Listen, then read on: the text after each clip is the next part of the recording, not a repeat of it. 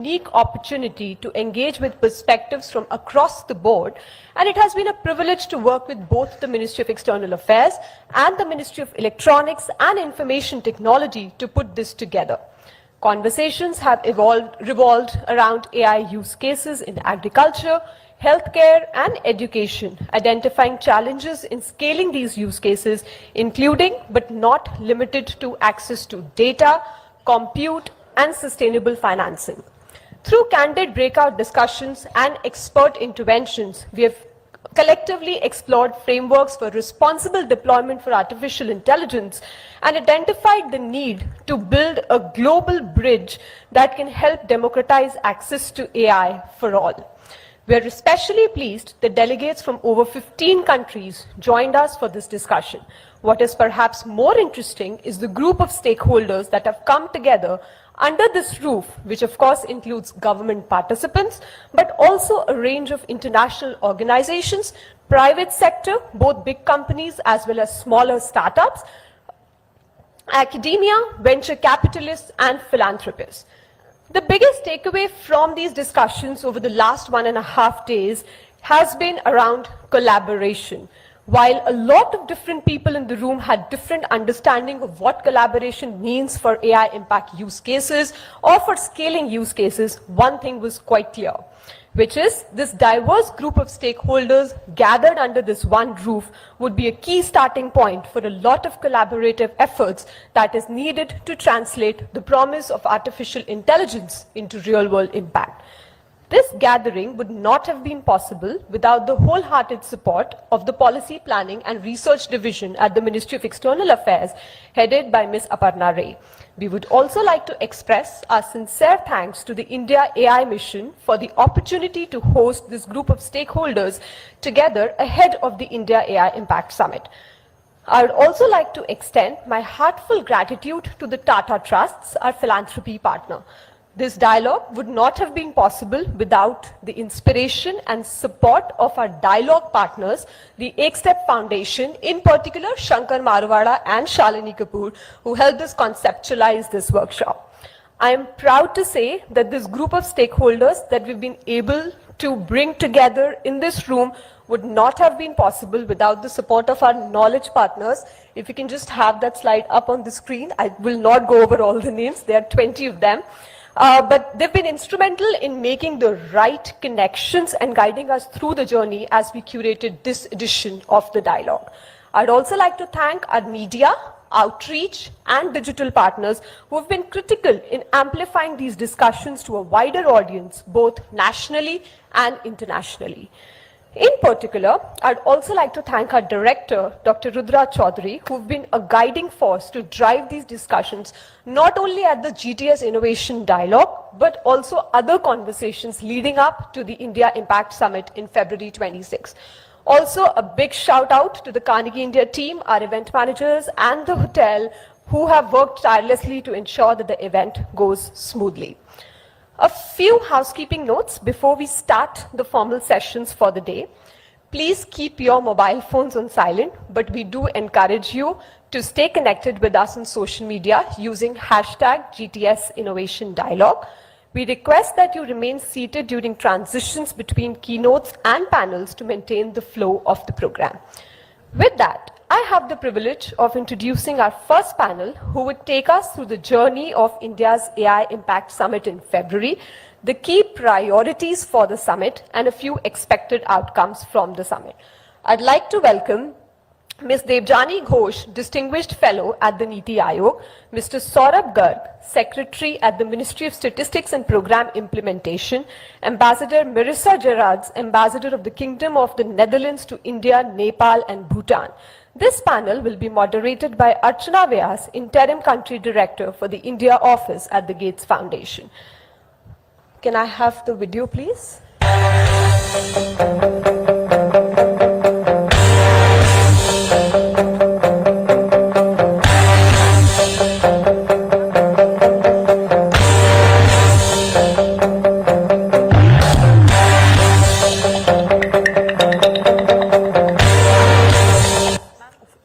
Over to you, Archana. All right, thank you so much. And Can everyone hear me? Yes, it's working. So thank you so much. This is the most awaited session. It is an awaited session for me as well. And we are truly excited that the session is being hosted in advance of the India AI Impact Summit. Thank you to the team Carnegie, done a stellar job every year with the Global Technology Summit. Thank you to METI as well as Ministry of External Affairs, but also my panelists who are representing their own ministries, but also co-chair of the working groups. So my first question, I would dive into the panel straight away. I'm actually looking forward to hearing from them rather than provide a precursor to the panel. We already know the context that we are going to be understanding the priorities of two of the working groups that are pretty significant. So maybe I'll start with you, Mr. Garg. Tell us about the working group that you are leading, which is on democratizing AI. What are the priorities? What do you hope ऊपर जाती हुई sugar और गिरती हुई energy levels ये मेरी सबसे बड़ी प्रॉब्लम बन गई थी। बिना कुछ खास किए ही दोपहर तक एनर्जी डाउन। मैं जो बिना थके घंटों डांस और शूट्स किया करती थी अब कुछ मिनटों में ही रुक जाती थी। I really wanted my life and energy back। इसलिए मैंने शुगर को समझा, पढ़ा, रिसर्च किया। तब मिला कपिवा डायफ्री जूस। इसमें है 11 आयुर्वेदिक हर्ब्स जैसे करेला जो शुगर को एनर्जी में कन्वर्ट करता है, विजय सार जो शुगर स्पाइक्स मैनेज करता है और गुड़मर जो बॉडी के नेचुरल इंसुलिन फंक्शन को सपोर्ट करता है। और 3 महीनों में ही मुझे फर्क दिखा। I was back on my feet and back to dancing। 10 lakh plus लोगों को मिले पॉजिटिव रिजल्ट्स। उनमें से अब एक मैं भी हूँ। Kapiva Diafree juice try now at kapiva.in।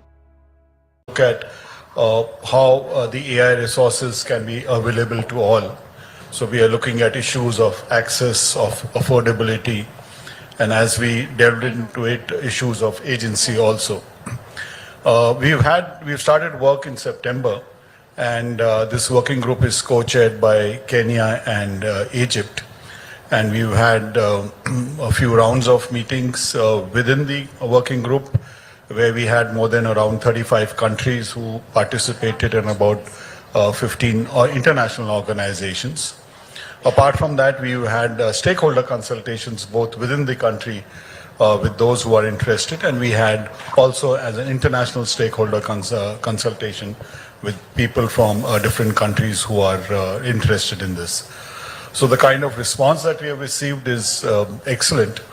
And we are looking at issues of AI resources, the 4 resources which are obviously, we're talking of compute, we are talking about data sets, we're talking about models and talent, and obviously overarching governance issues across these 4 AI resources.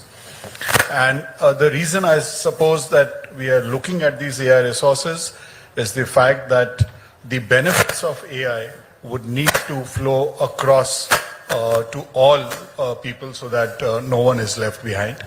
At present, obviously, there is some amount of skewness in these resources. So we're looking at how to ensure that the AI resources would be available both in terms of access and affordability. So I'll stop here, and I'm happy to get into details, but maybe I'll stop here for the present. No, thank you so much, Mr. Garg. Maybe Debjani, and I should have actually pulled back a little bit in terms of the context of AI as well in Global South, and maybe that's where you start before speaking about the priorities of the working group that you are leading. A little bit in terms of, this is the first one that India is hosting. It's the first Impact Summit that's coming from Global South. How is India seeing it? And then perhaps dive into the working group priorities. Thanks, Archana. So, there's been around 4 global AI summits, right? And the first one happened in UK, and that was focused on safety. And out of that came the concept of safety institutes, which a lot of countries have now picked up. Then you had Korea, then Paris last year hosted the 3rd AI summit. And they called it the AI Action Summit, right? And the focus was on action, and the focus was also, I think, a large part of the takeaway from Paris was about the concept of control of AI came out pretty strongly. What India is doing, this is the first ever AI Impact Summit, and I want to make that very clear, right? We have very consciously decided that we are going to shift the narrative to impact creation. And I think that's a shift that is needed globally in the AI narrative. We've been talking for so long about the promise of AI, the potential of AI. I think there's a strong need for a shift towards actual impact creation, ROI from AI. And I think India is sending out a very strong signal by calling this the Impact AI Summit and focusing it on impact. And I think it's right that the country like India, and especially representing the Global South, is talking about impact, because that is so important for us. With the kind, with our population, with the urgency, we have to ensure that we see the results in terms of both economic development as well as social development.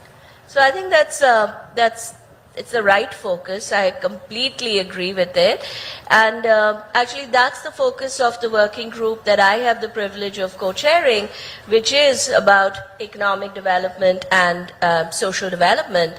And my co-chairs, really thrilled to have co-chairs from Netherlands and Indonesia. So as you can see, it's a very 360 representation of what impact means across mature countries and developed countries and developing countries. And we have nearly around 40 countries participating, a number of international institutes. And it's fascinating to see that despite the diversity of participation, the common thread that runs across our dialogues, our debates, our discussions is that the time has come for us to really focus on impact. It is going to be challenging, and this is where collective action is an absolute must. So collaboration, cooperation, collective action is a must. So what our group working committee is looking at is how do we unlock the pathways to accelerate the journey towards impact creation across countries, wherever they lie on the spectrum of development, right? So how do we unlock very inclusive pathways for accelerating the development journey? And I'll talk more about it later, but that's the focus. Yeah, thank you so much, Debjani. And maybe coming to you, Marisa, from your perspective, you're a co-chair to the empowerment as well as the working group that focuses on social good. How are you seeing the priorities and, more from maybe a global north to global south, but AI is going to impact the entire world. So it'll be good to get your perspective. Yes. Thank you very much. Thank you very much for inviting me for this panel, but also to co-chair this very important working group. Let me start by saying that I think it's wonderful that India is organizing the next summit, and that the word impact is absolutely vital and crucial, and I think that's what we need. And I think also India has proven that they can use technology actually to have social advancement, to actually use it to the benefit of all. And also I think India has shown that they can organize very complex, very big summits like they did for the G20. So I think we're all very happy that it's their turn now. You've shown leadership. You've shown leadership also how AI can be used to transform, I think, and also how the Global South can leapfrog. And I think therefore we are looking forward to the leadership of India. I think our working group is making good progress. I think we're looking for very practical ways on AI commons, on how we can have best practice exchange, how we can use an award to incentivize, to actually encourage new and innovative ways. So I think I'm looking forward to the outcome. We have an ambassador at large who is actually taking the lead from our side as a co-chair. He will be visiting in the beginning of January. So I think these coming 6 weeks, or maybe 8 weeks it is, I think, until we will have our AI summit, are going to be exciting. Our Prime Minister will come, he will be here, he will bring a few CEOs, because what I think is also very important, and India is taking the lead, is not only government to government, but also make sure that you have industry on board, that the CEOs are taking part in this endeavor, but also, of course, always research and the knowledge institutes. That's what we need, I think. And so we will be there with a good delegation. Thank you. Thank you, so exciting. Mr. Garg, coming back to you in terms of democratizing AI, what can one practically, so yes, you will have lots of conversation with many countries. We know that issue of access is there, the issue of democratization of data plus AI, infrastructure, and then services and capacities. What can we really expect coming out of your working group?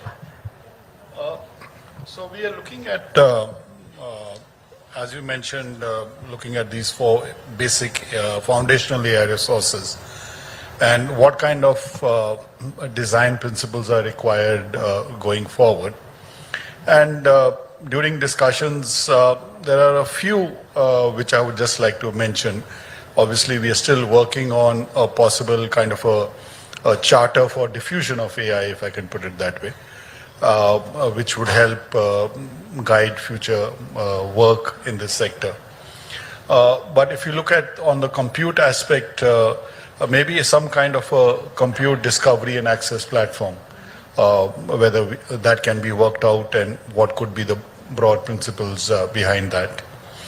On data sets, one important observation has been the need for multilingual and multicultural data sets.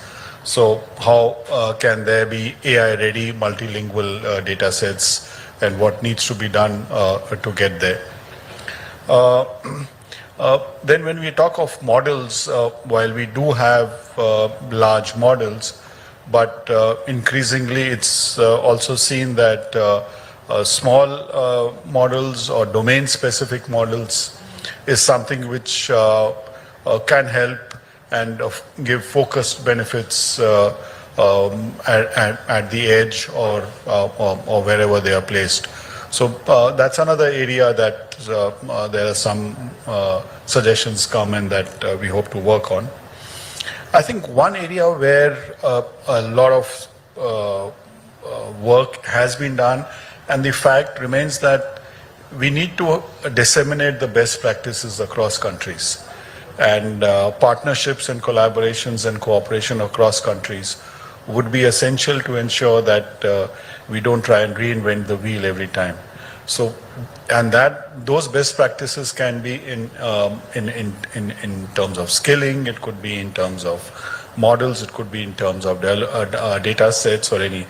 So I think that was that's one important area that we've been discussing. And more broadly, to expand this, what kind of a collaborative consortium mechanism can be thought of? So that is something which would really help to kickstart AI use in those countries where it's not so much prevalent, and in others to really further develop it. And the last point, if I can put it, is that we need to recognize that there are a number of stakeholders. It's the countries, the international organizations, the philanthropics, the private sector, other civil society organizations. So what kind of blended financing mechanisms that can be considered, which would help, depending on the context and the stage, what can be done. So these are some of the principles that we've been discussing, and let's hope that we're able to move forward on that. Very practical segments that you've spoken about. I'm sure that you're going to get many questions on those, but I'm really excited that these are very concrete steps and not necessarily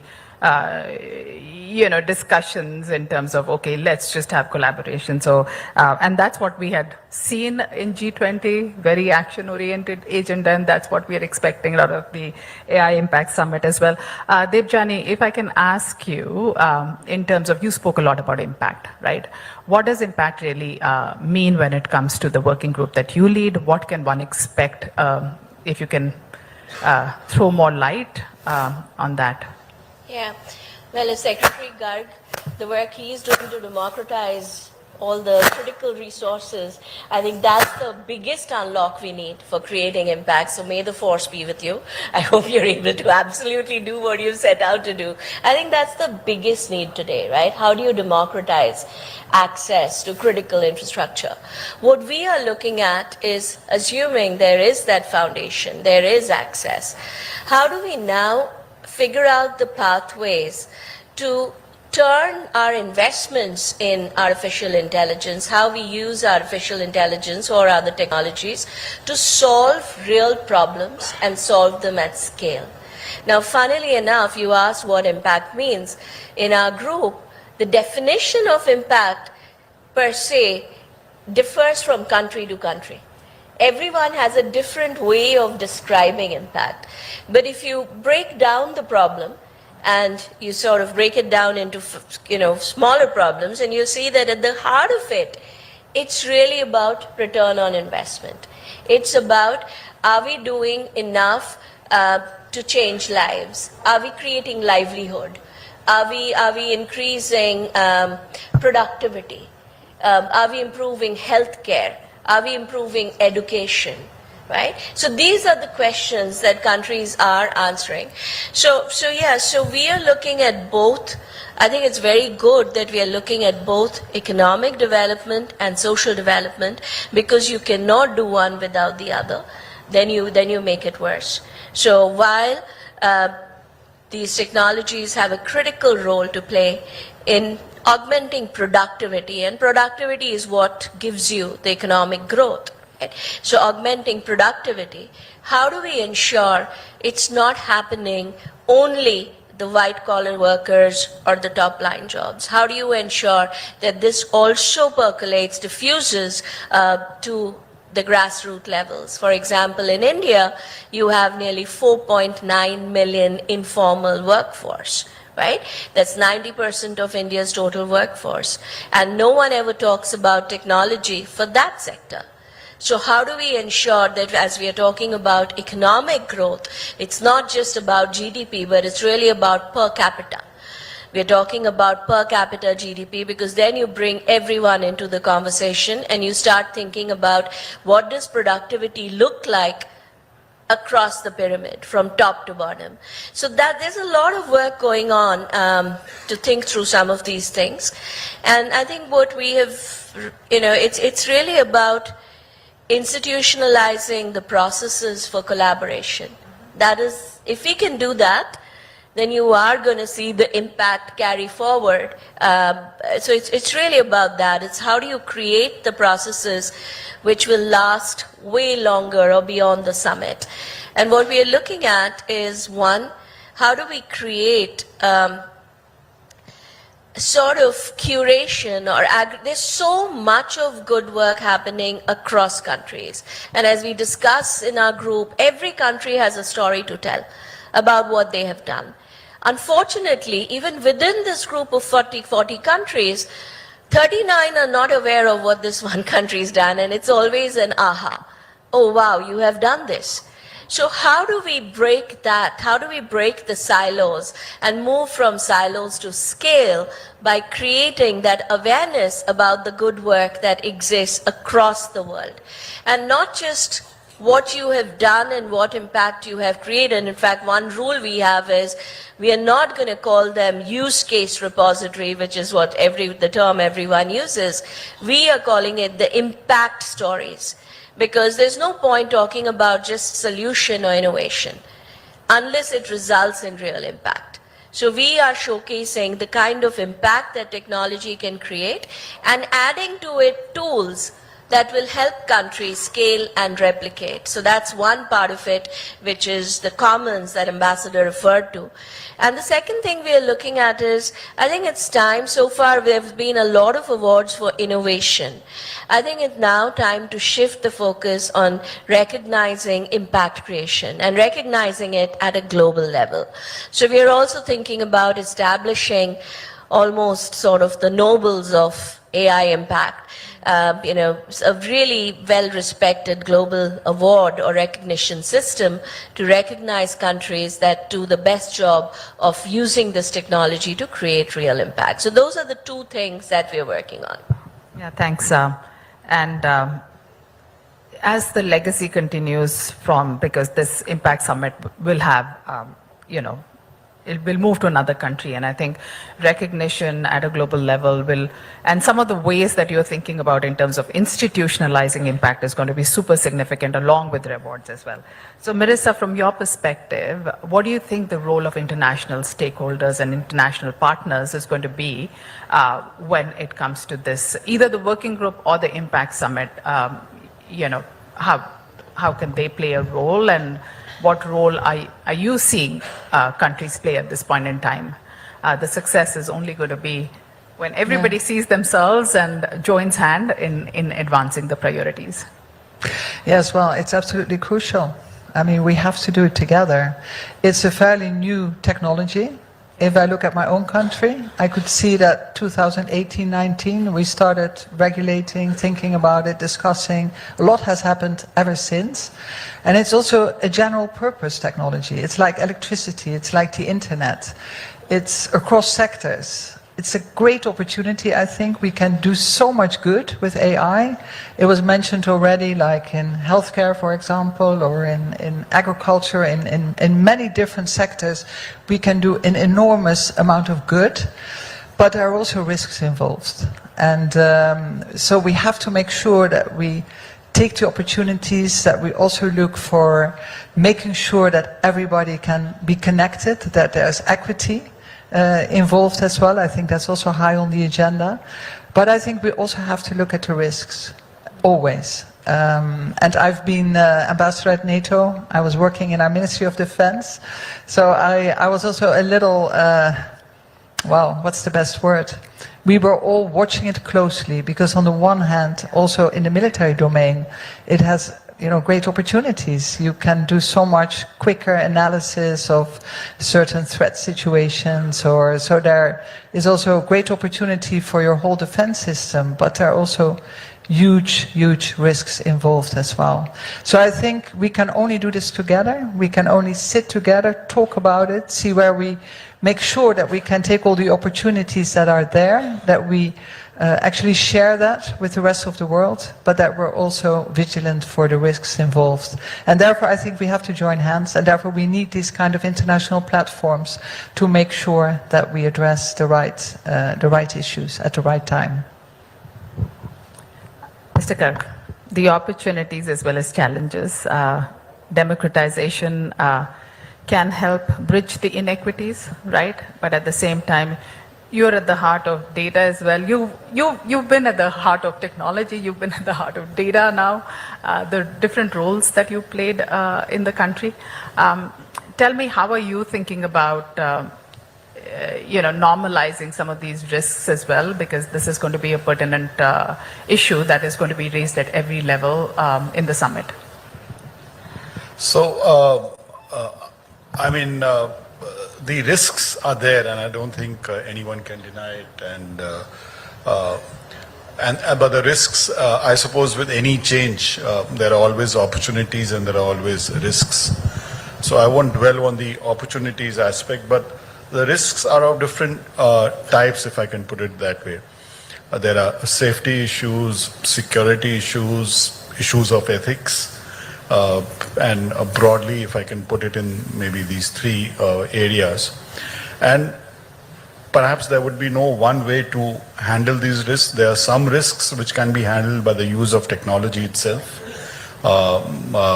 And those risks are something which it's like running on a treadmill. You need to keep running just to stay where you are. So a lot of the technology will change. It's dynamic, and this dynamism itself will have both its positive and negative. The second way of handling some of these risks would be through shared protocols and practices which are across countries, across agencies, across organizations, and that would be another way to handle some of these risks. And there are obviously the higher order risks, if I can put it, risks of ethics, and there would be obviously need for regulation. And I hope I'm not doing anything. It's when I speak. So there are risks of ethics and which would need. Maybe I'll change my mic.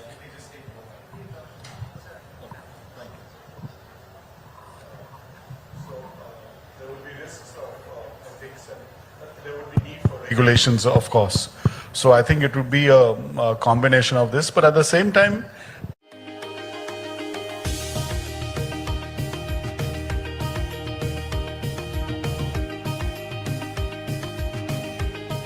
deter us from making use of it because the benefits perhaps outweigh those risks by a mile, and given the fact that the changes that it can bring in, the impact it can have across sectors, I think we need to keep that in view.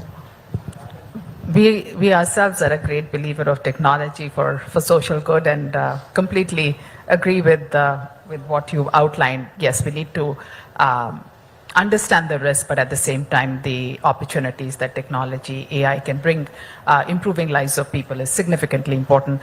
Debjani, I'm going to ask you, again, you spoke about institutionalizing some of the efforts of the working group. If I'm going to ask you, saying, okay, summit, and you also said summit is a point in time, and then you would want the work to be institutionalized and deliver impact. If I'm to ask you, 6 months down the line, what is your wish? What do you see that the summit would have accomplished? How do you see, maybe even speak of India in terms of carrying forward the promises that you would have made in the summit or the working group? I think if we can achieve a pivot in terms of how governments, institutes, etc., are thinking about impact creation. For example, if we can see the needle move from pilots to scale, impact at scale, deployment at scale, that itself is a big change, and that's something we're pushing very hard for, is how do you ensure that you build for scale? And DPI is one of the best examples of that, right? So, and we've shown that it's possible. So how do you build for scale? How do you collaborate? For example, this the aggregation of impact stories that we are trying to bring together. One key success metrics is, does it continue to grow, or does it sort of perish, or does it just stop, it just stays where it is? And if it continues to grow, are we able to build a community around it where people are collaborating to solve for specific problems? Hey, if a country puts out there, hey, I have a problem, I need to figure out how to, increase yield of my XYZ crops by X% because it's critical, or whatever the problem is. And then other countries start responding to say, hey, this is what we've done, or this is what we've tried. So how can we create that community where people are willing to share information, real-time information, collaborate? So I'm sort of looking at, again, I'm breaking down success into very small elements and looking at real, measurable, tangible differences that can be made. The award itself, it's not just about the recognition, but it is about more and more countries willing to talk about the kind of work that they have done, making it visible, right? So I think if we can start making more and more impact stories from around the world visible, if we can start building communities around these stories, which lead to higher sharing of knowledge, collaboration, etc. And ultimately, it's an idea we are still debating, but maybe, there is a need to come out with some sort of impact measurement framework, which means the same thing for everyone.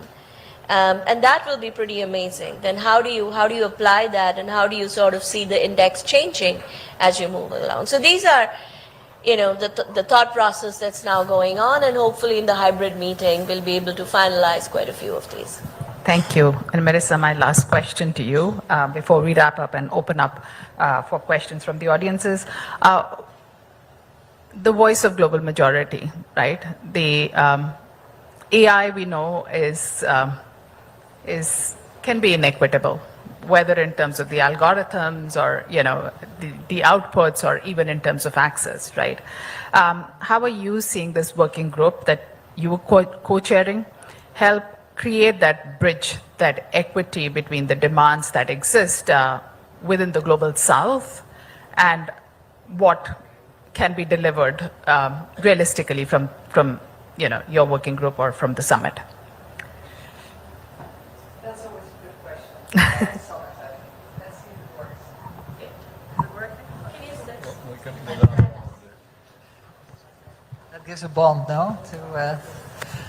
Yeah, so it's always a good question for any summit, I think. But I think what a summit does, it actually builds a global platform where we actually meet and where we discuss and where we go from silos to scale. I think that's what you said, where we actually reach out and where we are bringing where we are bringing different ideas and different concerns maybe together into one agenda. And that's what we're doing, I think.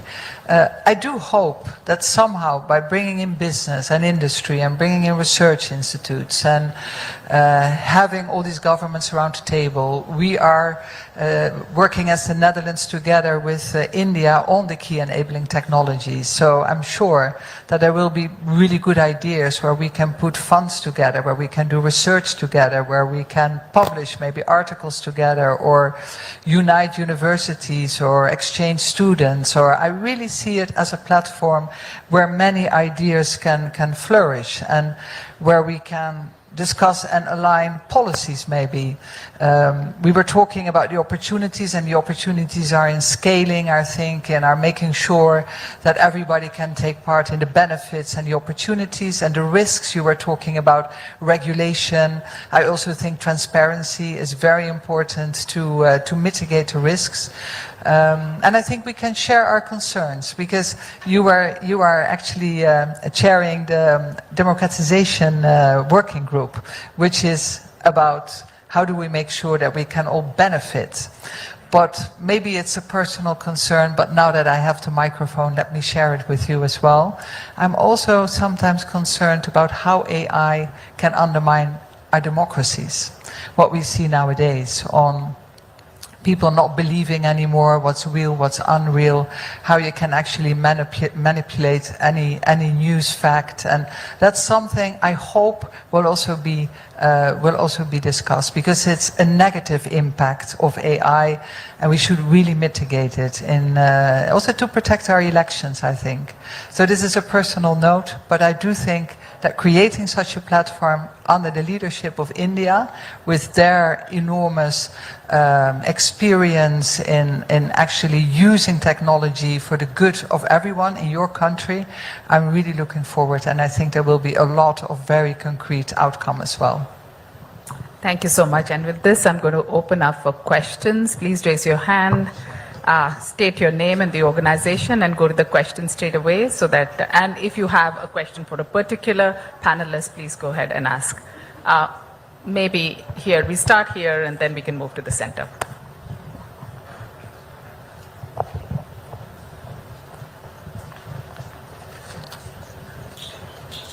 Ghosh from Honeybee Network.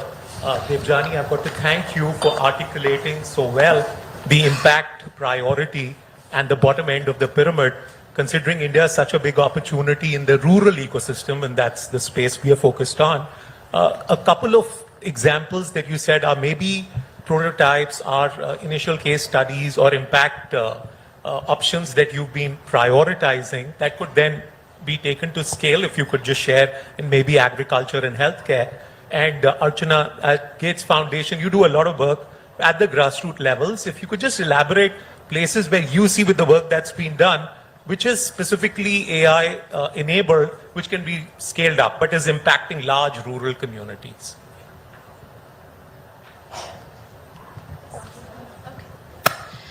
So we have sent out the RFI for impact stories to all countries, and it's in the process of coming in. So once we have got all the impact stories in and we are able to curate, then I'll be able to share what kind of stories is going to go out there. But just based on the discussions we are having, I think you're going to see a lot of stories in areas like agriculture, education, healthcare, social development, sanitation. So you're going to see a lot of stories in these areas, which are priorities for most governments, right? So I think you will see a diverse, and that's our goal, to really have a diverse set of stories out there. But right now we're in the process of getting all the inputs, and once we have it, we will definitely curate. And from our perspective, we are seeing uses across the sectors that we work in, whether it's health or agriculture, education as well. If I would start to say what are these use cases in the case of agriculture already, farmer advisory in terms of whether it's the weather pattern, whether it's in terms of pest control and all that, and even in healthcare, it'll be healthcare advisory, but all in all to say that India has built such a fantastic infrastructure, which is the public infrastructure on and digital access that has been created, which is allowing the data flows in an open way, which then enables AI to build models. And even in terms of the work that's been done in when it comes to languages as well, our work with different partners can only catalyze that further. Thanks a lot. That's been a great question. Thanks.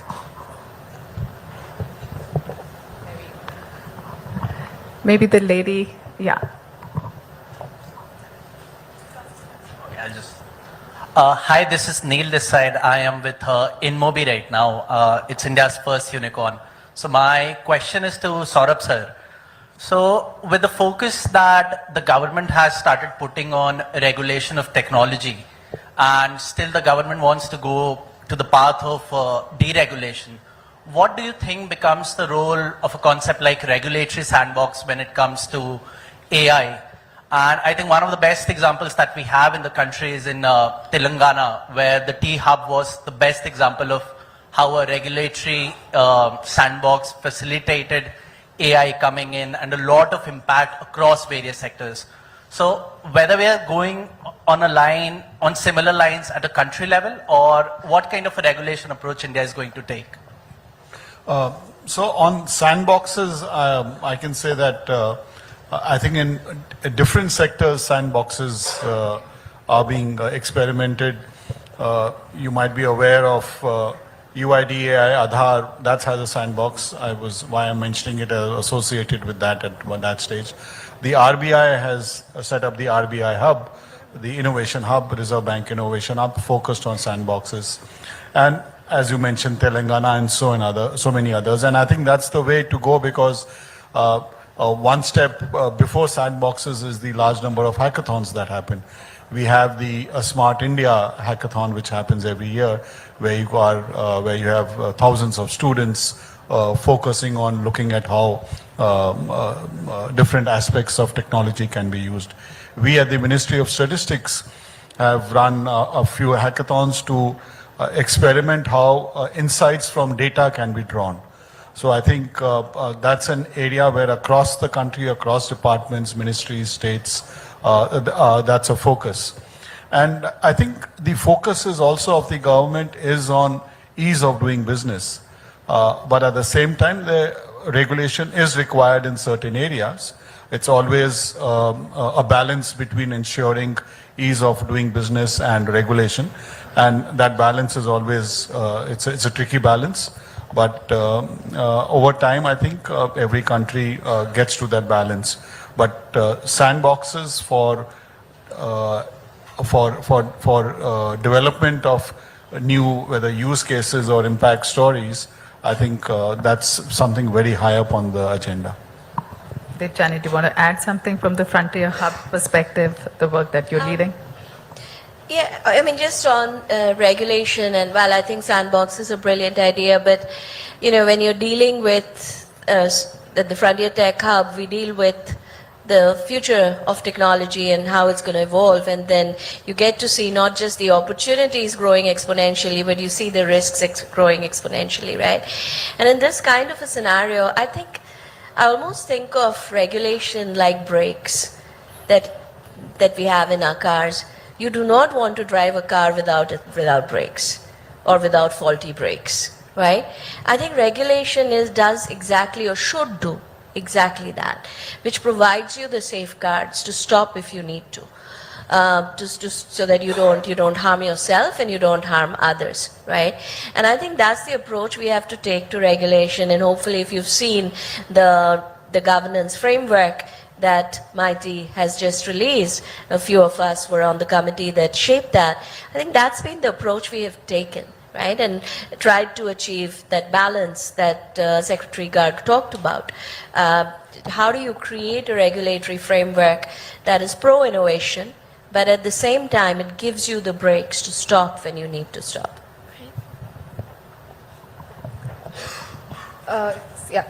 Very good evening. This is Nidhi and I'm a DPI researcher. Very happy to note how well represented and how diverse the entire agenda building of the Impact Summit has been. But one underrepresented and let's say not really known voice within the entire agenda is that of academics, is that of researchers. So as an academic myself, and especially when we're talking about impact of AI at large, so how do all of you see academics, socio-economic researchers in particular, take the outcomes of the entire summit or AI impact in general forward? How do you see researchers, especially socio-economic ones, because we see a lot of attention coming in for AI research from a technological standpoint, but from an economic or socio-economic impact standpoint, how do you see researchers taking the outcomes forward? Thank you. Mr. Garg, and then I don't know whether maybe I missed mentioning, and I think Debjani also. We should have mentioned that each of the working groups has one institution associated, one academic institution associated. For example, with the working group that I am leading on democratizing AI, we have, it always happens with me. No, I think it's okay. So, we have IIT Bhubaneswar associated, and I'm sure IIT Kanpur is with Debjani's group. So that's something that we have kept even in our stakeholder consultations. We have tried to reach out to different academic institutions who would be having interest, and not only on technology part of it, because the use would have impact across sectors. So let me assure you that we are not going to have academics, non-technology academics not associated. And in fact, we have Professor Ravindran of IIT Madras heading a very important working group on safe and trusted AI. Right?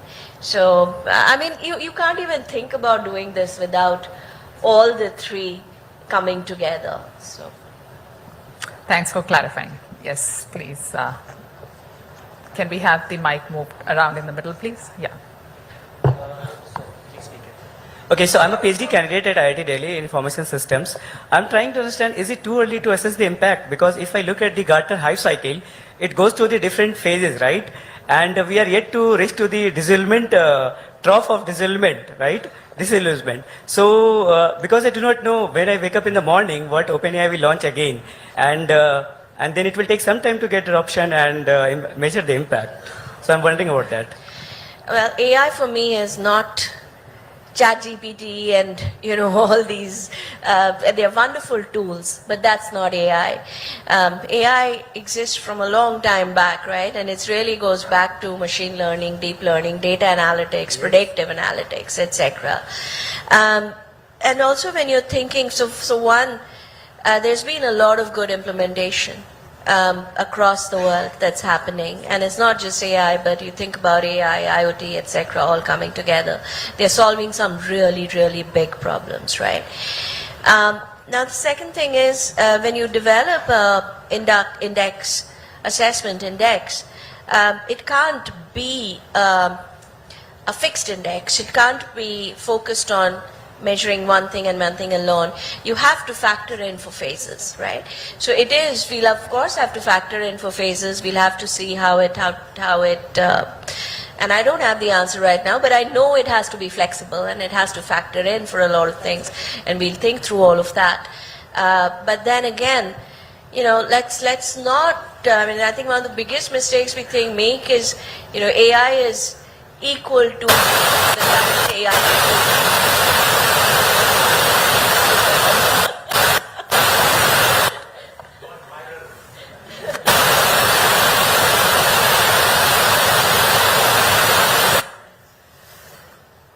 I would just refrain from using that. I know that's part of if you look at the overall AI portfolio, definitely the applications and the models, it's at the top, but then you have a lot going behind which has been existing for a long time.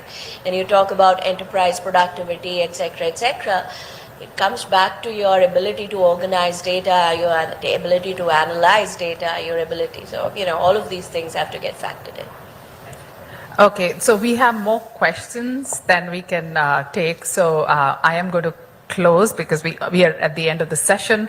But I'm going to thank the panelists. But before I do that, yes, of course, I'm going to ask each one of you to say one word to describe either your working group or the AI Impact Summit, or a message for the audience.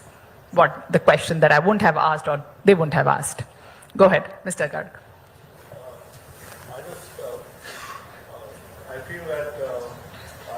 The AI impact may not be the summit itself, but how AI can be revolutionary in terms of impacting people. I think that's something I look forward to. Thanks. This one is working, right? I realized sitting here in this panel that actually the summit is the end of a whole process of 2 months where we're going to meet each other in these kind of panels and gatherings, and where we're going to meet in working groups where you're working together. And I think that whole process is it still working?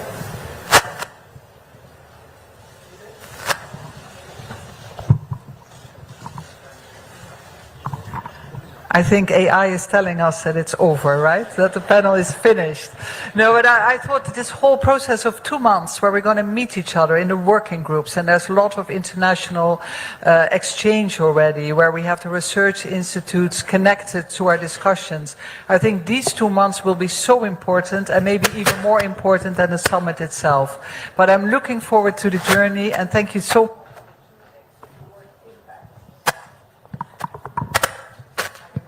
Let's try it.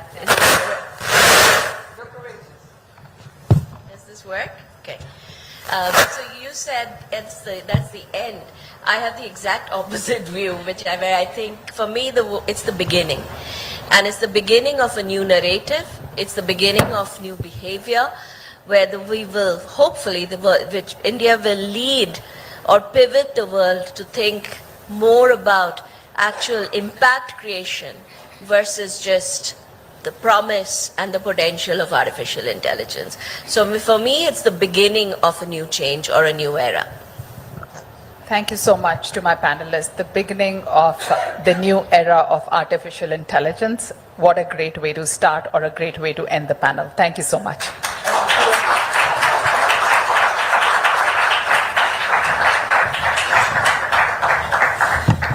Thank you, dear. Thank you, dear panelists, for indeed a riveting conversation on the AI Impact Summit. May I now request all panelists to please photograph? Yes. Thank you. Our next panel is titled AI Impact Stories, where AI meets people. This panel will spotlight human-centered stories of AI applications across education, health, and agriculture.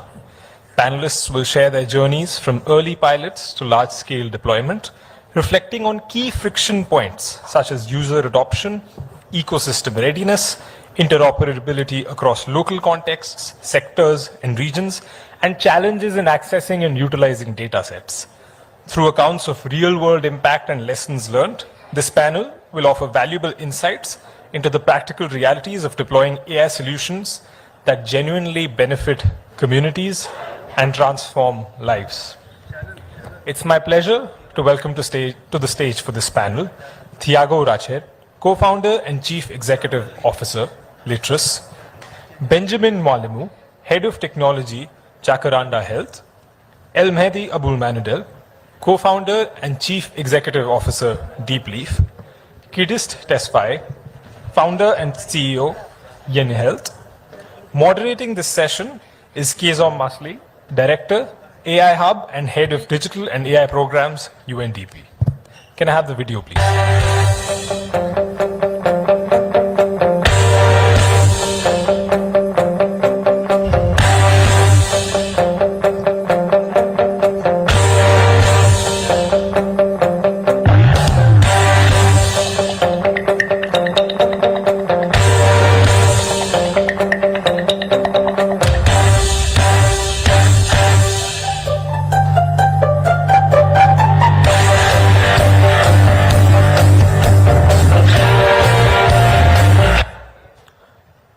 Thank you. Could I ask everyone to settle down, please? Kezom, the floor is all yours. Thank you so much. And I don't know who didn't feel like dancing, but that was an amazing video. Welcome to everybody, and what a thrill and pleasure it is for me and all the panelists to join you here to talk about impact. We've had such a fantastic conversation over the last 2 days. Really, what's fantastic is that we've been waiting for the last 3 years to talk about impact, and that the upcoming AI summit is about impact, is what is bringing a lot of conversions across global north, global majority, development organizations, private sector, different countries, because we know that the world around us is shifting, but it is also creating some really unique opportunities. And we are here to talk today about some of the opportunities that are coming from the ground, from across many geographies. And I am thrilled that the star of today's panel are these amazing innovators from across the world. On stage we have Thiago from Brazil. Thiago, please put your hand up. Thiago, he's been solving this teacher-student ratio to help improve student writing and literacy. And he's been on a fascinating journey across as an investor and an entrepreneur, leveraging networks for exponential change. And just in the last panel, we heard about what may we do to institutionalize some of the networks where the impact that are emerging can be exponential and global in nature. We also have Benjamin from Jacaranda Health, and he's been bringing AI to serve the needs of mothers at scale in health. We also have Al Mehdi from Deep Leaf from Morocco, operating in a number of countries and helping farmers increase yield and reduce pesticides. And then we have Kidis from Zene Health in Ethiopia and Rwanda, looking at the supply chain solutions for healthcare providers to reach the remotest communities. And as you can see, this panel is about people. We'll certainly talk about AI, but it is about AI plus people. And it is about how that thrilling combination creates that safe impact at scale. Now, all of them are on stage because they've moved beyond the pilot stage. Zene Health, 50,000 women and growing. Jacaranda Health serving 1.8 million mothers. And Benjamin, you're going to correct that number shortly, if it's more than that. Deep leave across 1 million hectares across a number of countries. And Tiago, you'll have to tell us what your number is. So I'm going to turn to you, and across my panel members, if you can just give us a sense of what has been your journey from 0 to 1 to exponential scale. How hard has that journey been? Where are the users in that journey? But also, can you talk about where is AI in that journey? Tiago, over to you. Thank you. It's a pleasure to be here. I'm honored. So telling a little bit about our journey, it's important to give some context. In Brazil, just 1 out of 10 adults can be considered fully literate, can read a high school book or write a 1-page dissertation. So it's a huge, huge problem. And when we try to understand where the problem is, obviously it's inside the school. And what we notice very clearly is that students, they don't have the chance to write regularly. And we know that the only way for you to learn how to read and to write is to practice, meaningful practice. And they don't have that opportunity. And when they have the chance to write, they don't have feedback. So that's a huge issue. And that's the problem we try to solve right in the beginning, 10 years ago. So 10 years ago, we look at that problem and we tried to figure out how to solve it. And we didn't think about AI. We didn't think about technology, to be honest. But when we noticed and understood the problem they were trying to solve, the problem was that teachers were overloaded with work. They didn't have the time, the energy, and the compensation to really focus and spend time doing the assessment, the grading, and the support the students needed. So by then, we understood that technology could play a huge role in that process. So what we did was to develop our own AI back in 2015 that could really understand, comprehend students' writing, and give meaningful feedback right away. So that process of really understanding students' gaps and giving them clarity about what they have to focus allow them to really improve their writing skills very, very quickly. So we started back then in 2015, 2019. We had the chance to run an RCT funded by JPAL, the lab at MIT, founded by Abhijit Banerjee and Serra do Flor, Nobel Prizes in Economics. And that RCT proved that our program really helped students improve writing skills very fast at scale. So after that RCT in 2019, we started to be demanded by governments in Brazil to run our program as their official writing and literacy program for students' skills development in literacy. So we've been scaling that program since then. We have covered and supported more than 4 million students since then, working as public policy, official public policy in different states and cities around Brazil. And right now we're looking for an international expansion. We're exploring new markets that could fit our program to their needs. So in a nutshell, that's pretty much what our journey looks like. Tiago, thank you so much for sharing. Can I probe you a little bit and ask, was there a problem in unlocking data? Did you have issues with access to compute? What about the linguistic and cultural diversity of Brazil? Mm-hmm. That's a very core question. So back then, we didn't have data. We basically didn't have data. But we had something that was really special. We have a national exam in Brazil for the end of high school. And at the end of high school, they have a writing piece. They have an essay. And that essay is a huge data set. However, it was all manual. And at the time, there was no OCR. So what we did, we hired a lot of masters and doctoral students from the linguistics department of many universities for them to type the essays and start making linguistic notations so we could start identifying the standards, the patterns of those essays. And that was the initial data set we had. And once we had the students write on our platform, we started to make this corpus richer and more relevant.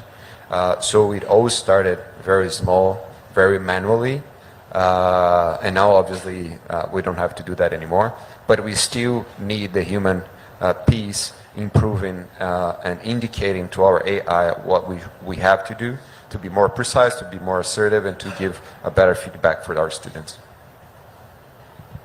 Tiago, thank you so much. We're going to come back to you, and I'm sure the audience has a lot of questions. Almadi, I turn to you. Tell us about your journey from Morocco to Bangladesh to Kenya. What are you doing, and how are you building these use cases for impact? Thank you very much for having me here. So Deep Leaf journey started 3 years ago when we had the first yields lost due to pests, a pest attack on our tomato greenhouse in my hometown. The pest was Tuta absoluta, which is a flying pest insect that makes mines inside the tomato leaves. So farmers were confused how to treat this pest. Many agro dealers were taking this opportunity to sell their pesticides. So the farmers ended up using excessive pesticides. They had a lot of residues and they weren't able to sell their produce anymore due to the regulations. Some farmers were exporting. They weren't able to export due to European regulations. So my father was one of those farmers, and that's where I had to come in and create a solution that will help farmers reduce chemicals. So we created a simple deep learning model using ResNet, which is an open source algorithm. We trained it on the images of this pest, and then we've been able to identify the early signs and provide organic treatments and preventive measures instead of chemical pesticides, because at the early stage of the detection of the pest, you're able to use these solutions, these alternatives. And then it worked, and we thought, why not scale it into multiple crops? We found that there were already many startups doing the same, but the AI models were fragmented. Every country develops AI models for disease detection for some crops that they have in their fields. Farmers need to do crop rotation, so they need to install other AI models. So you find a farmer mobile phone filled with different apps, different mobile AI models. Each one is specific for some crops, and each one has a different user experience and so on. And as you know, smallholder farmers, who are 80% of African farmers, can't actually learn every user experience. They can't even learn one of them. So we had to unite all of these crops under one AI model. We won some competitions where we got access to open data with the FAO. We trained the AI model on 57 crops, and now we are offering one API that allows you to detect 1,000 pests, disease, and nutrition deficiencies under one mobile app. Now we are in front of another challenge, which is affordability, making this affordable and accessible by smallholder farmers. So the solution for it is compute. And thanks to different initiatives, we've been able to access this compute. And now we provide it free for all the smallholders in Africa, currently at 5 million smallholders. And in order to unlock this growth, because farmers, even if it's affordable, you want to be able to reach them via social media or digital marketing means.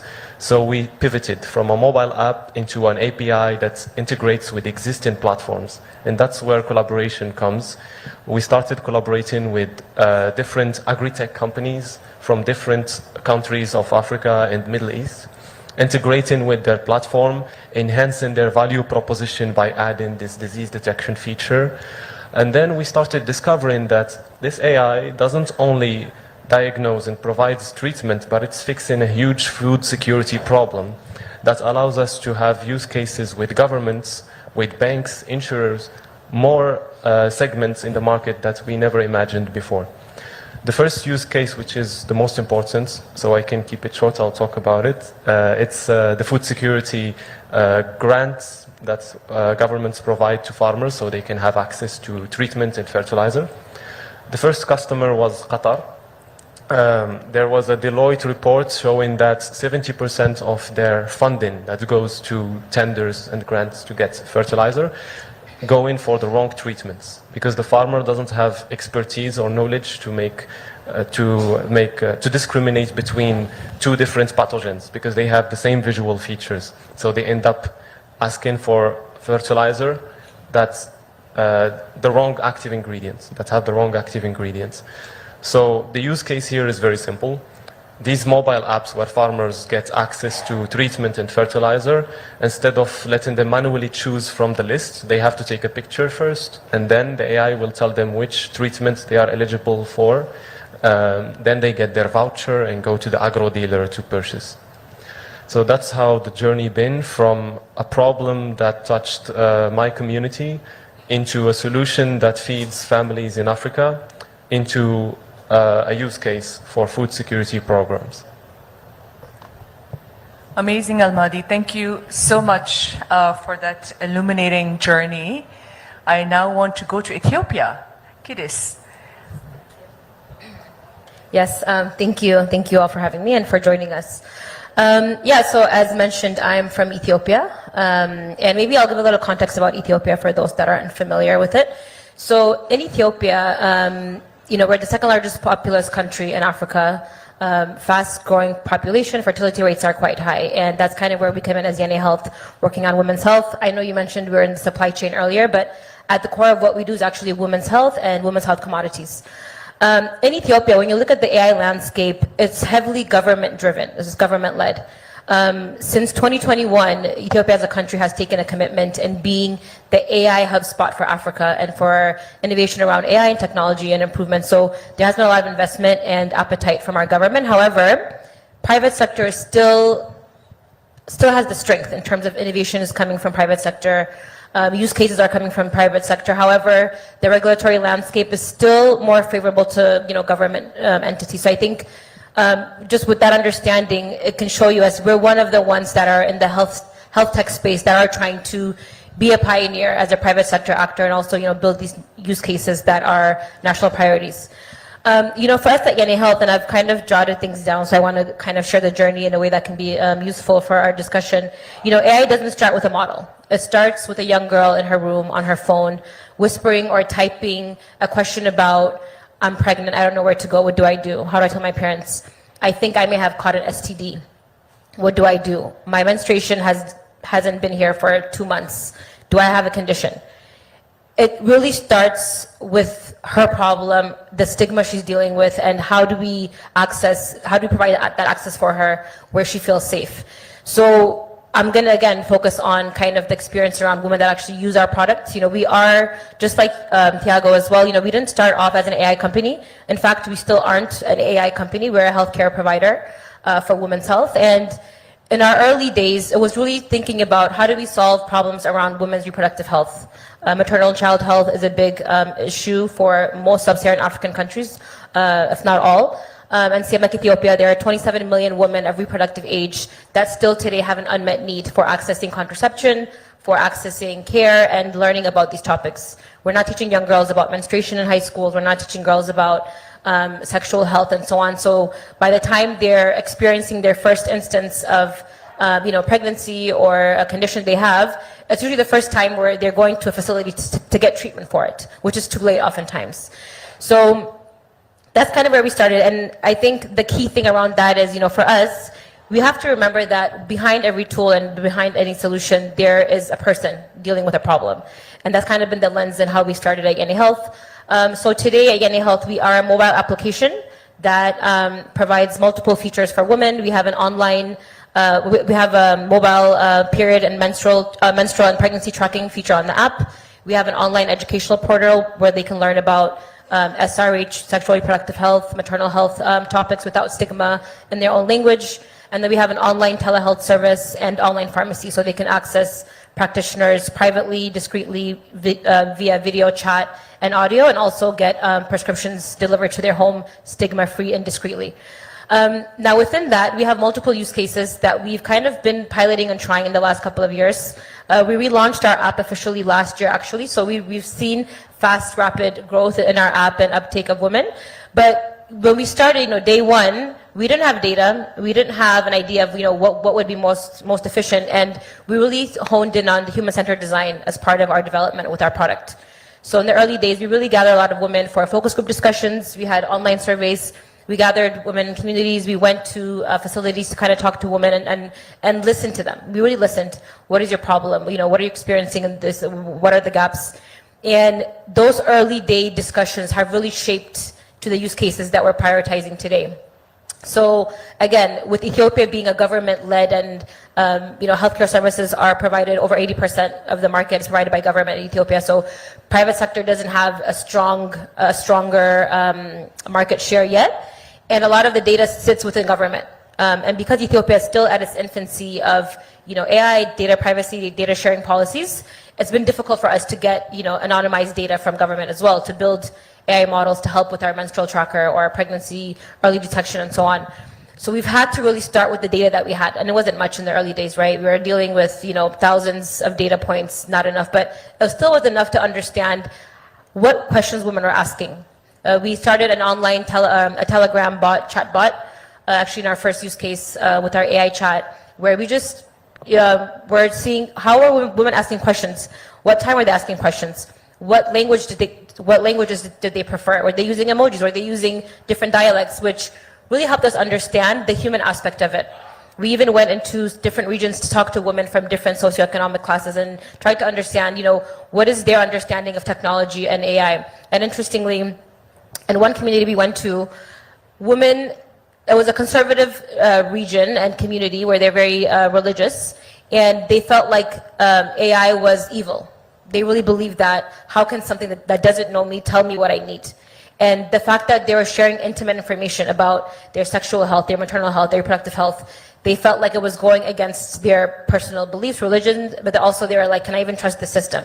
Is there somebody that actually can validate this? Is there a provider behind this? So we really got a chance to see it from that level of, there has to be a lot of advocacy done around what AI is, especially when you're providing healthcare services that requires trust at the core. And I think that was one of the biggest challenges first, is like, forget about the data and what we can build, but if the users don't feel confident in the system and the tool that they're using, we're not going to reach impact. Our AI model or any AI model can be 95, 99% accurate, but if the user doesn't feel trust and feel confident and feel like their information is private when they use it, there's really no impact that we're going to see. So I think that really helped us shape it. And also we went multiple times back to our platform on our app, on our bot, to redesign the app. We even, in fact, had a researcher do a human-centered design study on our UX and UI in terms of how do we engage, what is the tone of our messaging when we're talking to women about these topics.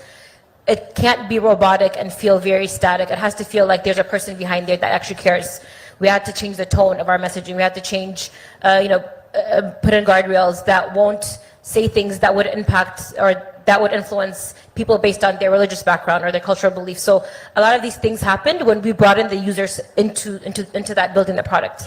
And today, where we're at, we're not at national wide scale of our solution and our different use cases that we're experimenting with. However, we have a clear path of how we need to build and what areas we have to really focus on as a B2C provider, where the end user really has to understand what they're using, and not really spending a lot of money on the technicalities of it, but really also focusing on the user experience of these tools. And I'm sure there's more questions we can unpack, but that's pretty much what we do. I guess in terms of use cases, like I said, on our app, we forecast and predict women's menstrual cycles. We also notify them on early danger warning signs for pregnancy challenges. We recommend different contraceptives or services if they're planning to conceive, or if they are planning to get on a birth control. We help them decide what's the best option for them based on the input that they use. So it's really personalizing their care.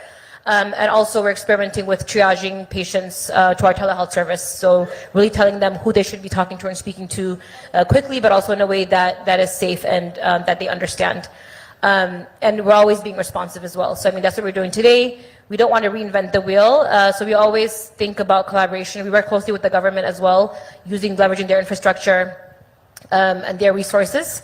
But the biggest thing that has got us this far so far as a startup as well has been the financing piece of it. You know, we want to be sustainable. We are a social enterprise. We're not an NGO.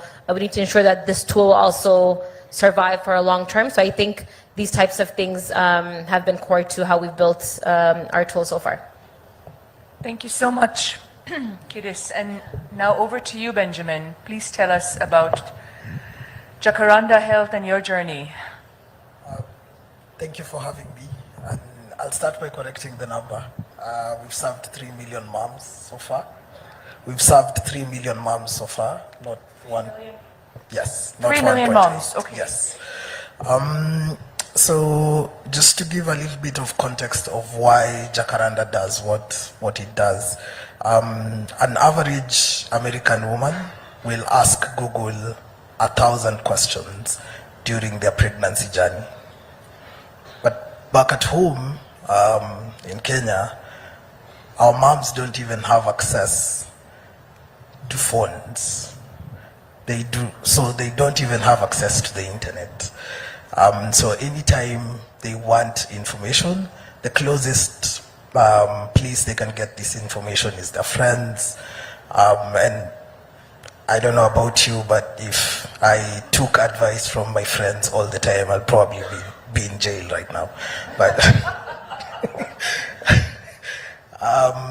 yeah, so from that, we thought, how could we empower these women through their pregnancy journey and their newborns after they give birth? And just like Tiago, we didn't start with AI. We had a bunch of help desk clinicians sit, and we provided an SMS platform that moms could just ask us questions. And at that point, we were processing at least 100 questions a day. That's easy to handle, right? 2 people can handle that. But then two problems showed up. One, we had really benign questions being asked. And most of these came from culture and beliefs. Things like, can I eat eggs? Can I eat avocados during my pregnancy? And I don't think anyone wants to sit and answer 100 can I eat avocados question at work. It becomes boring. And the other thing was we could quickly see that those questions will easily move from 100 to 1,000 to 10,000 to 12,000, which we handle right now. We process 12,000 questions a day. And the question was, how do we serve the mom faster? And how do we make it easy for our help desk agents? Because again, we don't want to work with people who are bored at work because we are asking them if we can eat eggs during pregnancy. So that's where we started thinking about technology that we could use to at least help the help desk agents, the human help desk agents that were answering mom's questions. And at that point, our first hurdle came, which was moms in Kenya, and I think this has been mentioned a lot as something that happens here in India. There's no conversation that just has one language. When we are talking to each other in Kenya, would mix mostly English and Swahili.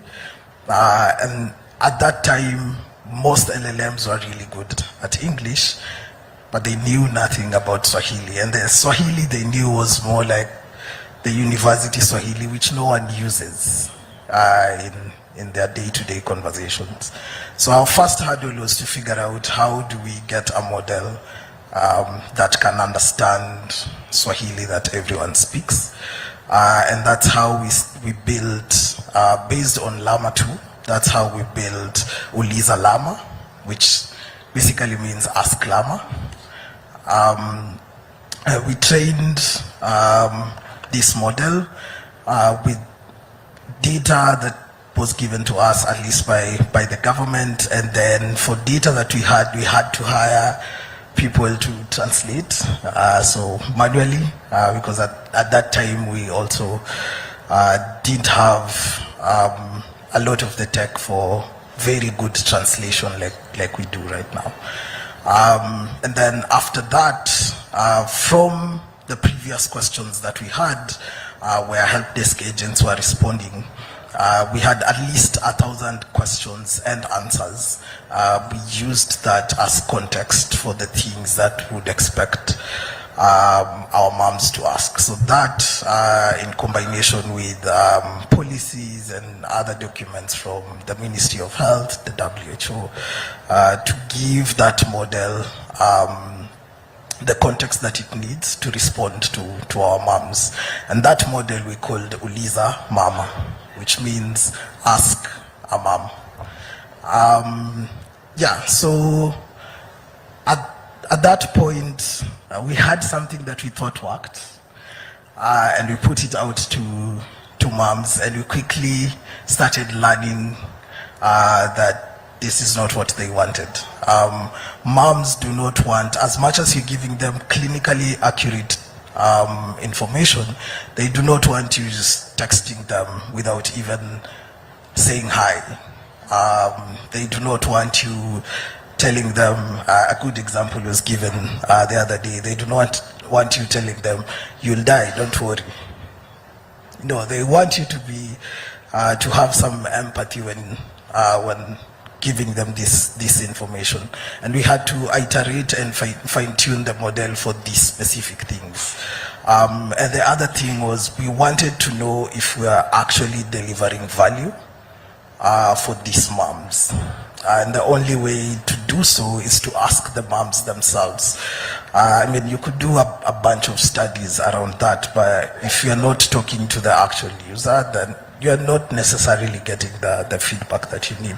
And one of the things we added was making sure that after every response that we give the mom, we actually ask them if we're providing value to them. And that created a basis for what we want our model to do and how we want it to work. And over the years, we fine-tuned that to the point where now we're identifying risks in the questions that they're asking, and that's where we've still kept the human in the loop. Because we do not want a situation where a mom is portraying some risk in their pregnancy and still want a machine responding to them. So anytime we have danger signs, those are handled by still our human help desk, who would call them and direct them to, for referrals and how to seek further care. So I think that's the journey of Chakaranda. Benjamin, thank you so much. Great stories, everyone. Thank you for sharing so generously with us. Benjamin, may I ask, you talked about making the model talk in Swahili and in spoken Swahili. Was there any voice and text database that you leveraged or contributed to? Second, I wanted to ask you about compute, because it's come up often as one of your critical scale challenges, and would love to just hear from you, for the audience, what that means. We leveraged a lot of data that our partners, mostly the Ministry of Health and Education, had. The Ministry of Education helped us with Swahili text that we could use to train our models. And then the data set that we had collected before we started using AI really came in handy, because then moms texted us a lot in Swahili, and at least the a million questions and answers helped us in that case.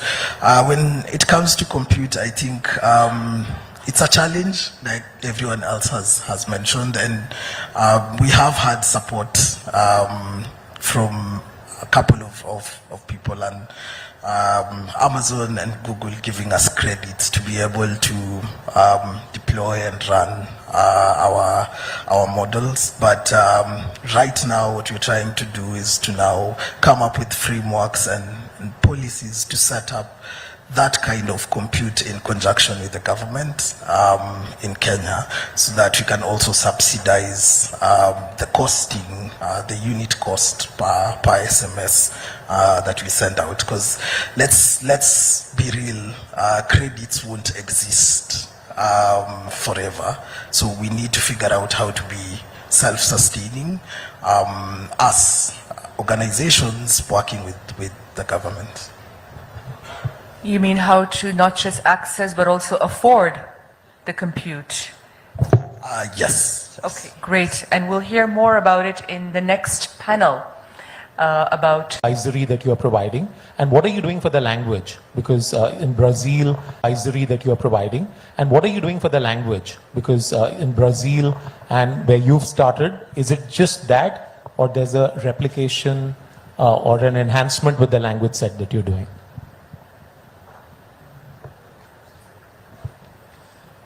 So for our international expansion, we are in a phase where we are investigating where we should go based on different criteria, complexity, level of investment we need, the investment we're going to have to do in adapting our product, market dynamics, and so on. So it's a business plus technical analysis for us to make that decision. We are starting with Latin America because it's culturally very connected to what we have. In terms of curriculum, is also quite similar to other countries. In terms of language, Spanish and Portuguese are also very similar. But the plan, once we decide what country we should go, we will have first run a pilot to understand what kind of data we need. So we don't know in advance what kind of text types or essays or school segment we're going to work in. And once we understand, then we'll have to seek that data set, which it will be basically students writing, right? Our data set are students writing, and not only student writing, but students writing with a set of analysis that can give us the information about that data set. Probably we will have to hire, again, linguistics to help us understand very specific traits of those essays related to the rubric that we will have to give as feedback for the student. So we will be able to avoid that human capacity to really refine data set. Like the idea that you just have to, you know, we have an AI, generative AI, and then you ask GPT to like give me a feedback based on this kind of criteria, this rubric. It's just a mess. We have that experience, that doesn't work. We really need a moment of refining students' data set so we can start working with precision. Thank you very much for the question. So at Deepleaf, it's almost the same thing. We have this data X products flywheel. So the more data we capture, the more products we can cover, more crops. And once you cover more crops, you can cover another geography where farmers are cultivating that crop. For example, when we started in Morocco, we started with tomatoes because it was very obvious, because Morocco is exporting a lot of cherry tomatoes to Europe, specifically UK, Spain, France, and so on, and grape. So the second crop was grape. Once we developed this model in Morocco, the first idea was to look into every market where we have an opportunity of entry, where farmers cultivate tomatoes and grapes. And that's where we found that it's not the right approach, because we can't actually just go to any country on our own And most governments require you to register your company locally so you can work with them and so on. So we had to switch. Instead of trying to put our mobile app in the market and give it to smallholders, we have to create an API where local partners can do the implementation. So that's when we started partnering with large agribusinesses, with agri-tech startups, with insurance and banks who are interested in this solution, either in the diagnosis itself by subsidizing it to the farmers if it was a government entity, or by reselling it if it was an agri-tech company, or by just buying the data if it was an insurance or a bank. That's how we actually unlocked the expansion issue, and were able to also collect and co-build the data sets with these partners on the ground.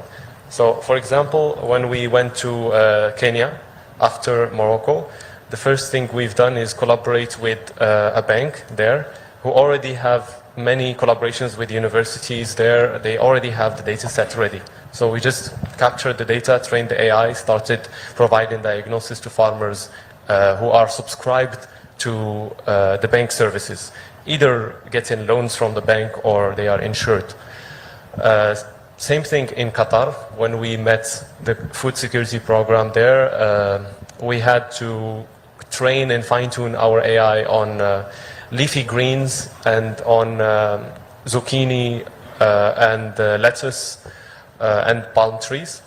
So again, we contacted the local universities, agronomic research institutions who have the data sets. We created a fine-tuned AI model on these crops, then started selling. We found out that this API approach works better because we are creating value for partners globally instead of trying to go directly to the farmers.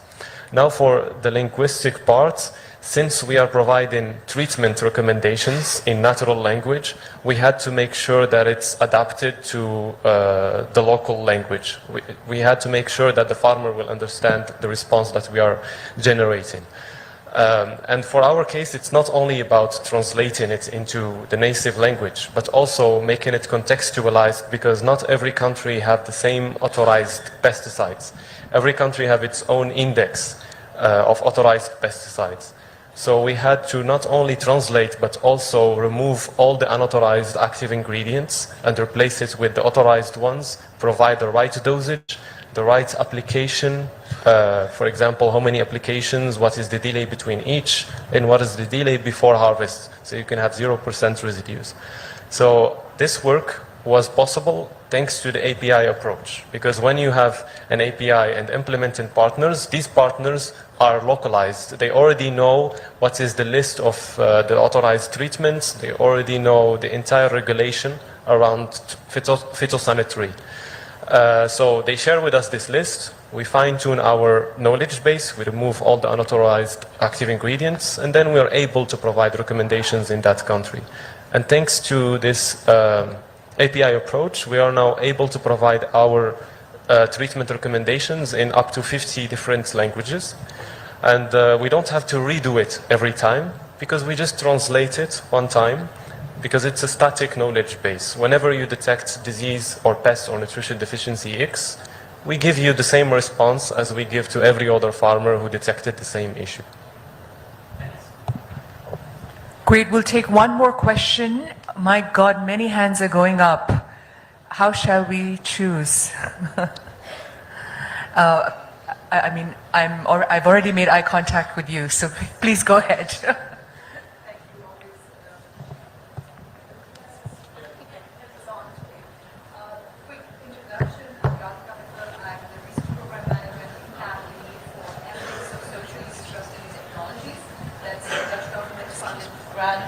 Right, I didn't think this was working. This is working, yes.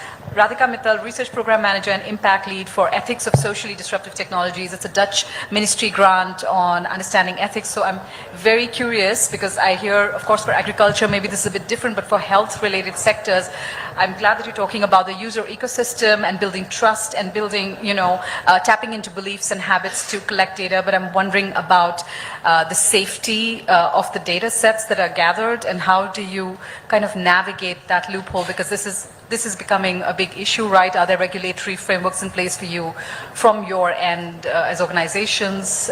Because of course it's great for digital advancement and transformation, but it's when you go beyond business, how do you tackle user agency, autonomy and well-being while collecting this data and then protecting this data? We have a volunteer. Benjamin, you're going to kindly answer, but I did want to preface before you come in to say that there was someone who raised the question of the involvement of academic institutions, especially academic institutions in the social sciences. And as we were workshopping across, figuring out some how to create safe impact at scale, how do we institutionalize networks where we can discover each other, solve problems together, or even help unlock what someone else needs that I can provide. And one of the challenge areas to scale that did come up was academic institutions that we need to work more closely with. Now, of course, there were a lot of institutes that were talking about steerability of models, benchmarking of models, and that is very important when we're talking about how these LLMs will work in global south contexts. And India has been doing remarkable work in creating that linguistic diversity and context, and much of what these use cases are building become the commons inputs into these models as well. But there is this ongoing need to connect the dots with the rigor of the academic research and social sciences as well, that as a community we've really taken that away as one of our sort of must have, must include, must network better. So I just wanted to say that to you, and Benjamin, please. Yeah, I think we've looked at this issue in a couple of ways. And the first and the big piece for us is having a clinical quality assurance team within the organization that allows us, helps us evaluate the data sets that we're using to train, and then periodically make sure that they're evaluating whatever the AI is giving out. Again, just to make sure that it's safe, but processing 6 million questions is also can be overwhelming for that team. So what we've done in addition to that, we're also using an LLM as a judge, where Lama would give us, or Ulizamama would give us the answer, but then would have GPT audit that answer for the things that I mentioned earlier. Does the answer greet the mom? Is the answer medically correct? Does it have empathy? How's the agent behaving within this answer? And one of the rules that we've set is for two things. When two things happen, the answers don't go to the moms direct. They have to be looked at by a human. One is when we detect a danger sign, and two, when we detect a danger sign, that goes to the human help desk, and two is when it fails audit.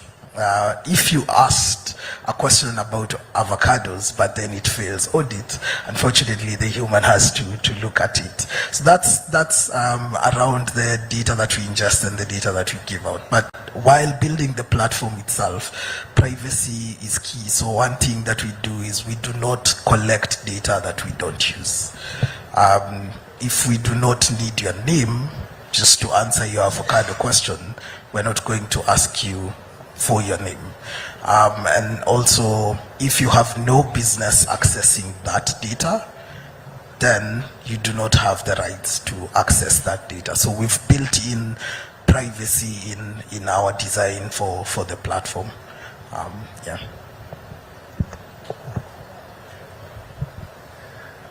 So I wanted to give my perspective. So at Deep Leaf, we are working on pest and disease images. Before processing these images, before training the AI on it, we start firstly with our agricultural team. It's led by my uncle, who's our chief research officer with 30 years of disease science, plant disease science, phytopathology. So we are making sure that the labels are correct of every disease that we have. Same thing for the knowledge base. Every active ingredient that we recommend goes through different tests before providing it to the farmer at the end.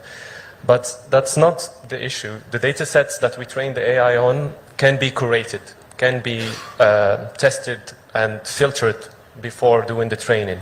What companies cannot control really is the real-time input that the farmer gives them when we are doing the inference, during the inference. And there is a famous quote that we have in software development. I think it applies on every other field, which is garbage in, garbage out.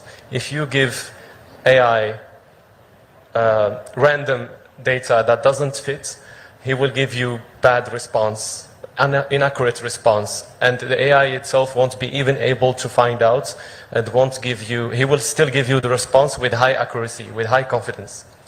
So what we have done at Deep Leaf, we focus on that garbage in. We created a simple TensorFlow-like model that runs offline on the mobile phone that tells the farmer in real time to get close to the leaf, position yourself correctly, clean the lens if the AI detects that there is some unfocus or there is no plant in the image, and so on.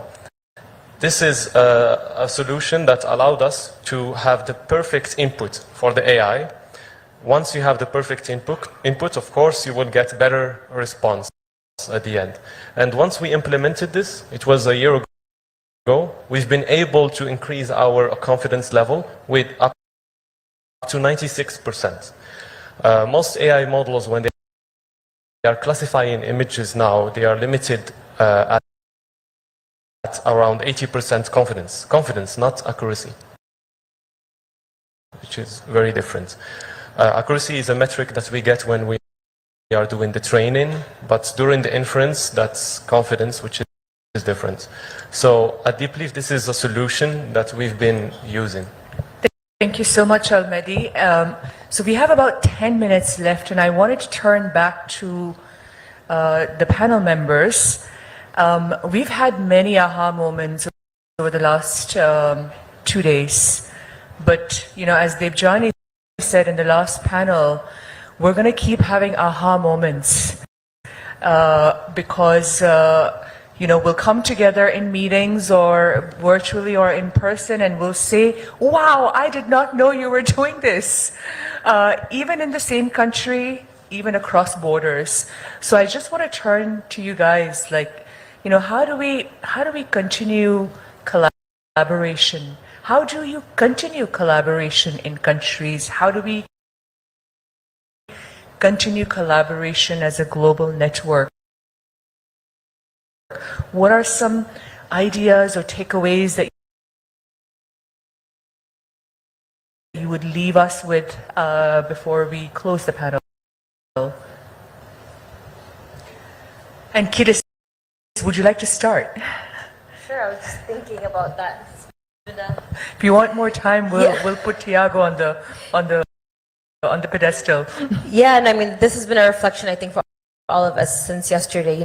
There's a big challenge around collaboration and coordination, and I think it's not something we're going to answer today, but it's something we definitely will continue to think about. I think, from our journey, I think we've definitely seen that there's so much duplication of efforts into all of these use cases that we're building and interventions we're coming up with. And I think it really starts with first understanding and knowing who's doing what, right? Understanding who's doing what and who should play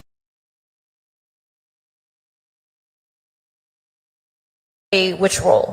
Now, one thing in our country, in Ethiopia, the challenge has been, government should be an enabler for AI tools, creating policies that are enabling for private sector to engage and build and innovate and integrate. Interoperability is a big issue, but we don't have that. But now in our country, we're seeing government lead in building tools, which is undermining private sector to actually engage. And it's creating this almost toxic competition where at the end, it's not impacting the users at the end. So I think based on, of course, where we are, there needs to be a clear understanding of, what role do we have? And I think even for our journey, when we started, again, we didn't start off as an AI company, but you want to, we all try to build these language models and different fine-tuning of models that somebody else is already doing. So I think before we start building, I think that should be all of our assignment, is to really think about who's already doing this that we can collaborate with and partner with and stop ourselves from reinventing that. Because I think I see that also in the conversations here. It's a similar thing. So I think if we think about taking that as a step to say, let's see what's going on and then plug in, see where we can plug in. Like I love the model, that you mentioned has helped, that has helped you scale with the API where you're not trying to reinvent the wheel. So I think really being conscious about that. And I'll just say that I think the challenge is not technical, it's institutional.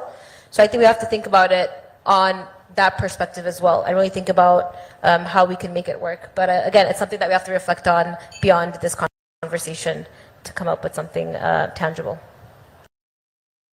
Someone very rightly this morning said access to justice is a logistics issue. It's not a technology issue or a legal issue. Yeah, so first of all, about this collaboration challenge, I'd like to say that this is my first time in India, the first time in a conference like this, and to see the way that the organizers and the people around made it happen, and the quality of the dynamics, the quality of the interactions is really, really impressive. I could never see this happening in Brazil, for instance. I think that collaboration in Brazil, we have a much higher challenge, a cultural challenge to understand what collaboration really means. Because in Brazil, at least, we see collaboration as a transaction opportunity, like what you give to me, what I give to you, rather than here, it seems like collaboration is clearly a requirement for a structural change. And I think that culturally speaking, you guys are way ahead of us, and we have lots to learn with you guys. So this has been an amazing learning experience for me. But going to collaboration and what I see and what I believe that can really lead us to impactful collaboration are two things. I think the first one is mission alignment. We do have organizations working with education, with equity and whatever, but at the end of the day, each one of them are looking for very specific problems, very specific challenges, and it's harder to connect to the same exact mission. And this mission is not only a concept, it must be a number, it must be a metric, it must be measured, it must be very, very clearly defined for all of us. So mission alignment and I wouldn't say incentives alignment, but incentives clarity. Because usually when we have different organizations working together and collaborating, they're seeking something different. And to make sure that that's transparent and that's there is a conversion of incentives is really important. And I think this is a way to start off a new collaboration, like our mission alignment, our incentives. Is there a conflict in our incentives, or they can really foster each other? So I think this would be like the first steps I would give to think about collaboration, systemic collaboration. And I think that for the problems that we're trying to tackle, there's no way of reaching scale, exponential change without collaboration. Thank you so much, Tiago. Benjamin, would you like to go next, and then we'll close with you, Almedi? Yeah, I think building on the incentives piece, I think one thing that would drive collaboration is funders and donors, not funding the same things and figuring out a way to connect people who are doing the same things and maybe fund them as a whole instead of looking at deliverables of the same thing from two different people or two different organizations across the continent. Because I think not just with AI-based tools, even with just the traditional digital health tools, that's one of the things that has driven the fragmentation that we're currently seeing in the health sector. Thank you, Benjamin. He's giving us something new to reflect on, but absolutely well noted. Almedi, over to you. I want to build up on what the panelists said. From a technical perspective, I find that every time I go to an event, there must be someone who has strong synergy with what we are doing. And the issue that I find is priorities and focus. So we have a lot of synergies, but it's very hard to identify what is the focus that we should make in order to make this synergy produce something meaningful. So from a technical perspective, speaking of APIs, I see a lot of companies here or in other events who are providing something, but they are producing some data that they don't actually leverage and can be leveraged by the other companies around them.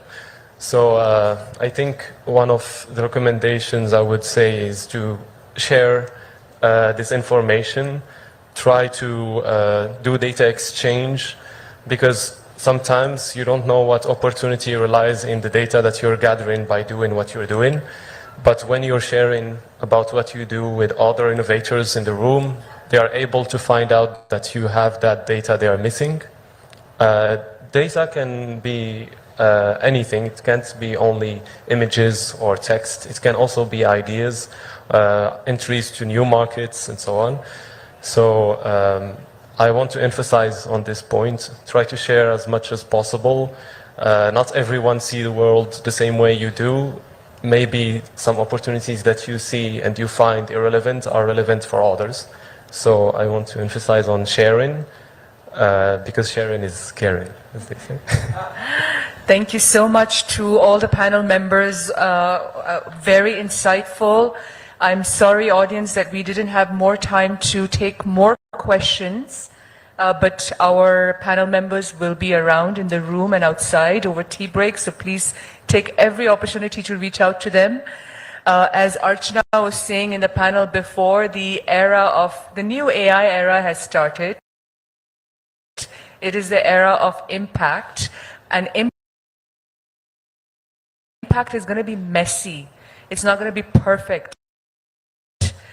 Collaboration will be required, not just in an event or in a meeting, but as a continuum.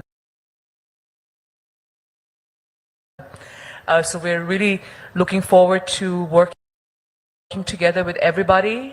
For me, from the United Nations Development Program and the AI Hub for Sustainable Development, we're gonna, looking forward to safe impact at scale, our new tagline. Thank you so much for making AI about people. A round of applause.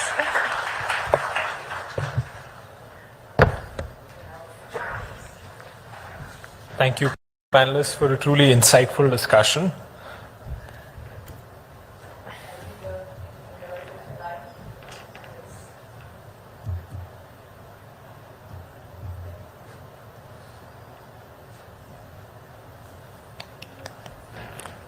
We now move into a conversation with, and please welcome to the stage, Sunil Wadhwani, President, Wadhwani Institute for Artificial Intelligence and founder, W Health Ventures. This conversation will be moderated by, and again, please welcome to the stage, Shalini Kapoor, Chief Strategist, Data and AI, Ekstep Foundation.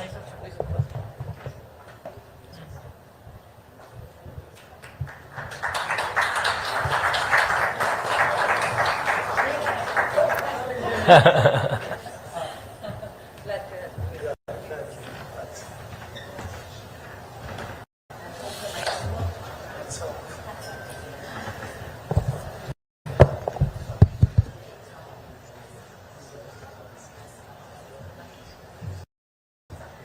welcome Sunil, and thank you for being here, for being in India at this time, a very key time where a lot of AI conversations are happening. We have had like this for this summit, some workshops in the morning and even yesterday, and we listened to the panel before where Mr. Saurabh, Garg, Debjani, and the ambassador from Netherlands. They were talking about the AI summit and what are the key things. So one thing which has come out is benefits of AI to all, right? No one is left behind, and the impact is about that. How can we be inclusive? Now, with your journey, it starts in the US. You are an investor, large companies, and here you have in India Vadhwani AI, good amount of work reaching into in healthcare, getting deep into. So walk us and just let us know that what is the AI which can actually happen for someone in a tier 4 city in India, but maybe is also happening for the tech titan sitting in Silicon Valley, right? AI is happening at both the places. How do we make it for all? Sure. Great way to start was start with a really tough question. Okay. And by the way, I should be sitting in the audience listening. There's been so much wonderful gyan coming out yesterday and today. I should be sitting out there receiving the gyan rather than trying to give it. In terms of equitable access to AI in a way that's inclusive, in a way that improves quality of life for people around the world, but particularly the global south, I think there's a whole range of things that are starting to be done. Applying AI to powerful use cases in healthcare, education, agriculture. We've heard a lot about this over the last couple of days. Interestingly, very few of the AI applications, these exciting, promising AI applications that have developed, have truly scaled, right? My guess is that 95 to 98% of these AI applications that have been developed in India and other places haven't scaled up. There are reasons for that, and if you like, we can get into those. Over time, though, I think we're all learning lessons as to what it takes to scale. So as an example, one of my lessons has been that when you're trying to identify or develop AI to attack a particular problem, it may be how do we reduce tuberculosis in India, the biggest infectious disease killer in the world, the biggest infectious disease killer in India. How do we use AI for that? Developing countries, including India, have a problem where there's a very high dropout rate in schools in very early grades. 7, 8, 9, 10 years old kids are. How do we use AI to help to keep them in school, to get them through? So these are some of, and like this, there are a whole range of issues that are starting to be tackled with AI. At my small AI foundation here, we're working on many of these. Many of these are being employed at scale. But the lesson I've learned is that the AI solution is only 30% of the answer. And 70% of the answer is figuring out how will this actually get deployed at scale in the field. A lot of these AI solutions, which work wonderfully when we develop them, when you get out and you're trying to implement a solution for 1 million ASHA workers, or 1.5 million Anganwadi workers, or X number of school teachers in schools in tier 3, tier 4 cities, etc., that's when the problems start happening. So it's not just the AI, it's how do you integrate into government workflows, which very few of us understand who aren't in government. How do you understand the challenges of the frontline health worker, teacher, etc., etc. And while we all claim that we pull them into the development kind of process, we really don't develop that. And that's the reason why most of these things don't scale up. As we learn these lessons, as we get better at executing, you will see AI will be a force for greater inclusiveness, for greater equity, for improving the quality of people's lives. Beneath this, though, I'd say there's a separate foundational issue which I haven't heard mentioned in this conference, and I don't hear mentioned at most AI summits around the world, which is that AI, we all know, and as we've talked about, it's going to be a gigantic tidal wave, right? We're at the very, very early stages of this. Next 10, 15, 20 years, highly disruptive in ways both good and bad. All of us in the developing world, in the global south, complain that all the models come from the West, data comes from there, they're biased, this, that, and the other. The challenge becomes to start developing our own capabilities. We need an academic ecosystem in AI. We need research ecosystems in AI. We need skills training ecosystems in AI. And there's relatively little talk about that. India is still, I think, way ahead of the curve for the global south. But when you go to other countries in South Asia, you go to other countries in Africa, very far behind. It takes time to think that through, to develop that, but until we start doing that, developing research programs, training programs, academic training programs, that is when we will start seeing more ideas, more solutions bubble up from the south rather than coming from other places. But all of that, as it develops, you will absolutely see more equity happening, more inclusiveness happening, etc. There are other threats coming down the pike that we can talk about later if you like. Sure, absolutely. I think you talked about like only 30% happen, and they're not just AI centric. There is so much things around it to happen. So I remember, like, in 2020 when I wrote my book AI for You, the New Game Changer, it was considered a new game changer at that time, and I talked about the promise of AI, the fear of AI, and the confusion of AI. If you ask me, confusion is still there. Oh yeah, absolutely. Right? The fear is actually being fed by trillions of dollars. And the promise of AI is actually being converted into impact. And that's what the theme of the summit is. But I would like to hear from you, what's the best impact story which, like, you are proud of, and you say, it could be US, India, any region, but it's a good impact story which we think we can talk about. I'll tell you, to me, the most impressive impact story I've seen in terms of AI applied for public good is India. Really is a story. I live in the US, I come to India often. In the US, even though all of the AI models are being developed there, trillions of dollars are going into data centers, etc., there is very little use of AI in the public sector. In the delivery of government services, it is, even in the education system, it is only just starting to come in. There are no national ideas in terms of here's how to use AI to improve education, to improve healthcare. So even the developed world, Europe, the US, is still trying to figure all of this out. The developing world, most of it is even further behind. I think in India over the last 10, 15 years, not just with AI, but with digital, we are coming a long way. We understand large-scale issues. We understand how to develop technology that impacts hundreds of millions of people. We've got all the usual examples of Aadhaar and UPI and now the tech stack, the health stack in India, etc. So I think in India we have a somewhat unique situation in the global south, where we have a national leader that understands the transformative power of technology and specifically of AI. We have people in the administration, in all the ministries, very open to new ideas and to how to use AI.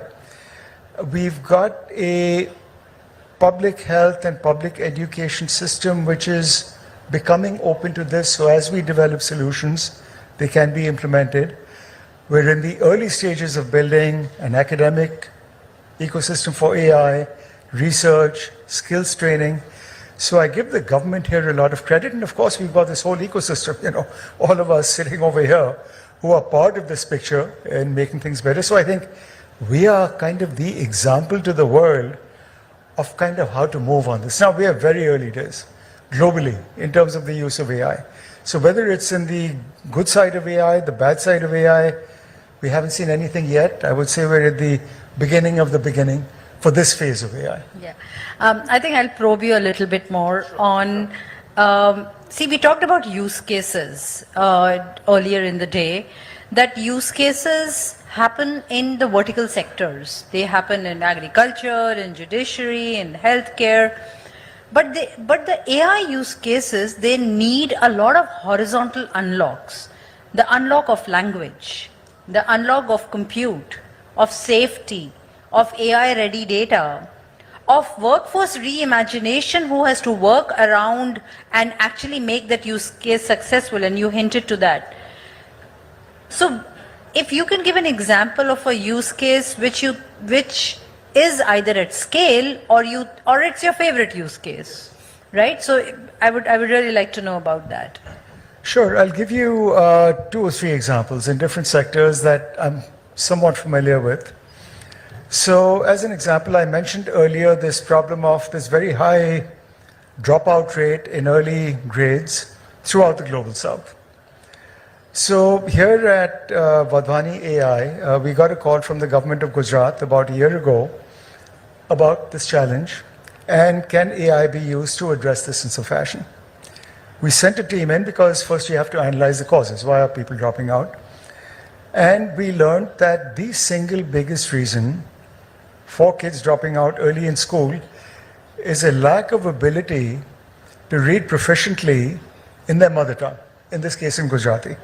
If you're 8, 9, 10 years old, if you can't read properly in Gujarati, you struggle in literature, science, geography, science, all of the subjects. After a while, you fail a few exams and you say, why am I here? And you go home. So we've developed a suite of tools in the early childhood education space where in the space of 20 seconds, we analyze for each child exactly where they are struggling to read, which words, what are the patterns in the words that they struggle to read. We come up with a diagnostic for the teacher, for each child, and then we come up with a remedial plan. How do you help on a child-by-child basis to overcome the specific difficulties that they have? The pilot went so well that the government of Gujarat very quickly made this mandatory for all 3 million school children in Gujarat of this age. 3 months ago, the government of Rajasthan made it mandatory for all 5 million school kids in Rajasthan. In the next 6 months, this will be in about 10 states, and hopefully by 2027, it will be a national standard. Something like this, just imagine the impact. This is one use case, one solution, but imagine the impact this has on the tens of millions of school kids in India who come out every year. One example. Another example. Healthcare in India, right? We've got 1.4 billion people in India, roughly 1 billion people of that depend on the public health system. Your first point of contact for many people is a health and wellness center, and within that health and wellness center, it's the community health officer. 170,000 of them in India. Most of them aren't doctors. They have basic education, they're given training by government. The government called us a year ago and said, can you help them diagnose better, triage better, come up with treatment plans? We developed a rudimentary system, and it's very rudimentary, it's phase 1. A system to help these folks, again, when they see someone, they enter the 3 or 4 symptoms that they see in the patient. Our AI system tells them, here's the likely diagnoses, we give 2 or 3 choices, here's the questions you should ask, etc. This is now being used for over 10 million consultations a month, over 100 million a year. It's only in Hindi. You have to enter the data with your fingers. In 6 months, we'll have it voice enabled. In fact, in 2 months, we're going to have it voice enabled. In 3 or 4 months, we're going to have it available in 10 languages. And the government is telling us usage will go up 10x. World Health Organization is telling us this could be a global game changer. So these are, and I could give you 20 more examples, right? But these are the kinds of things that can have massive impact, not just in India, but we can set the example from here by piloting these at scale, implementing these at scale for the global south. And I'll tell you, there is a lot of interest. Over the last 12, 18 months, I've been invited by the UN and other folks to speak at conferences around the world.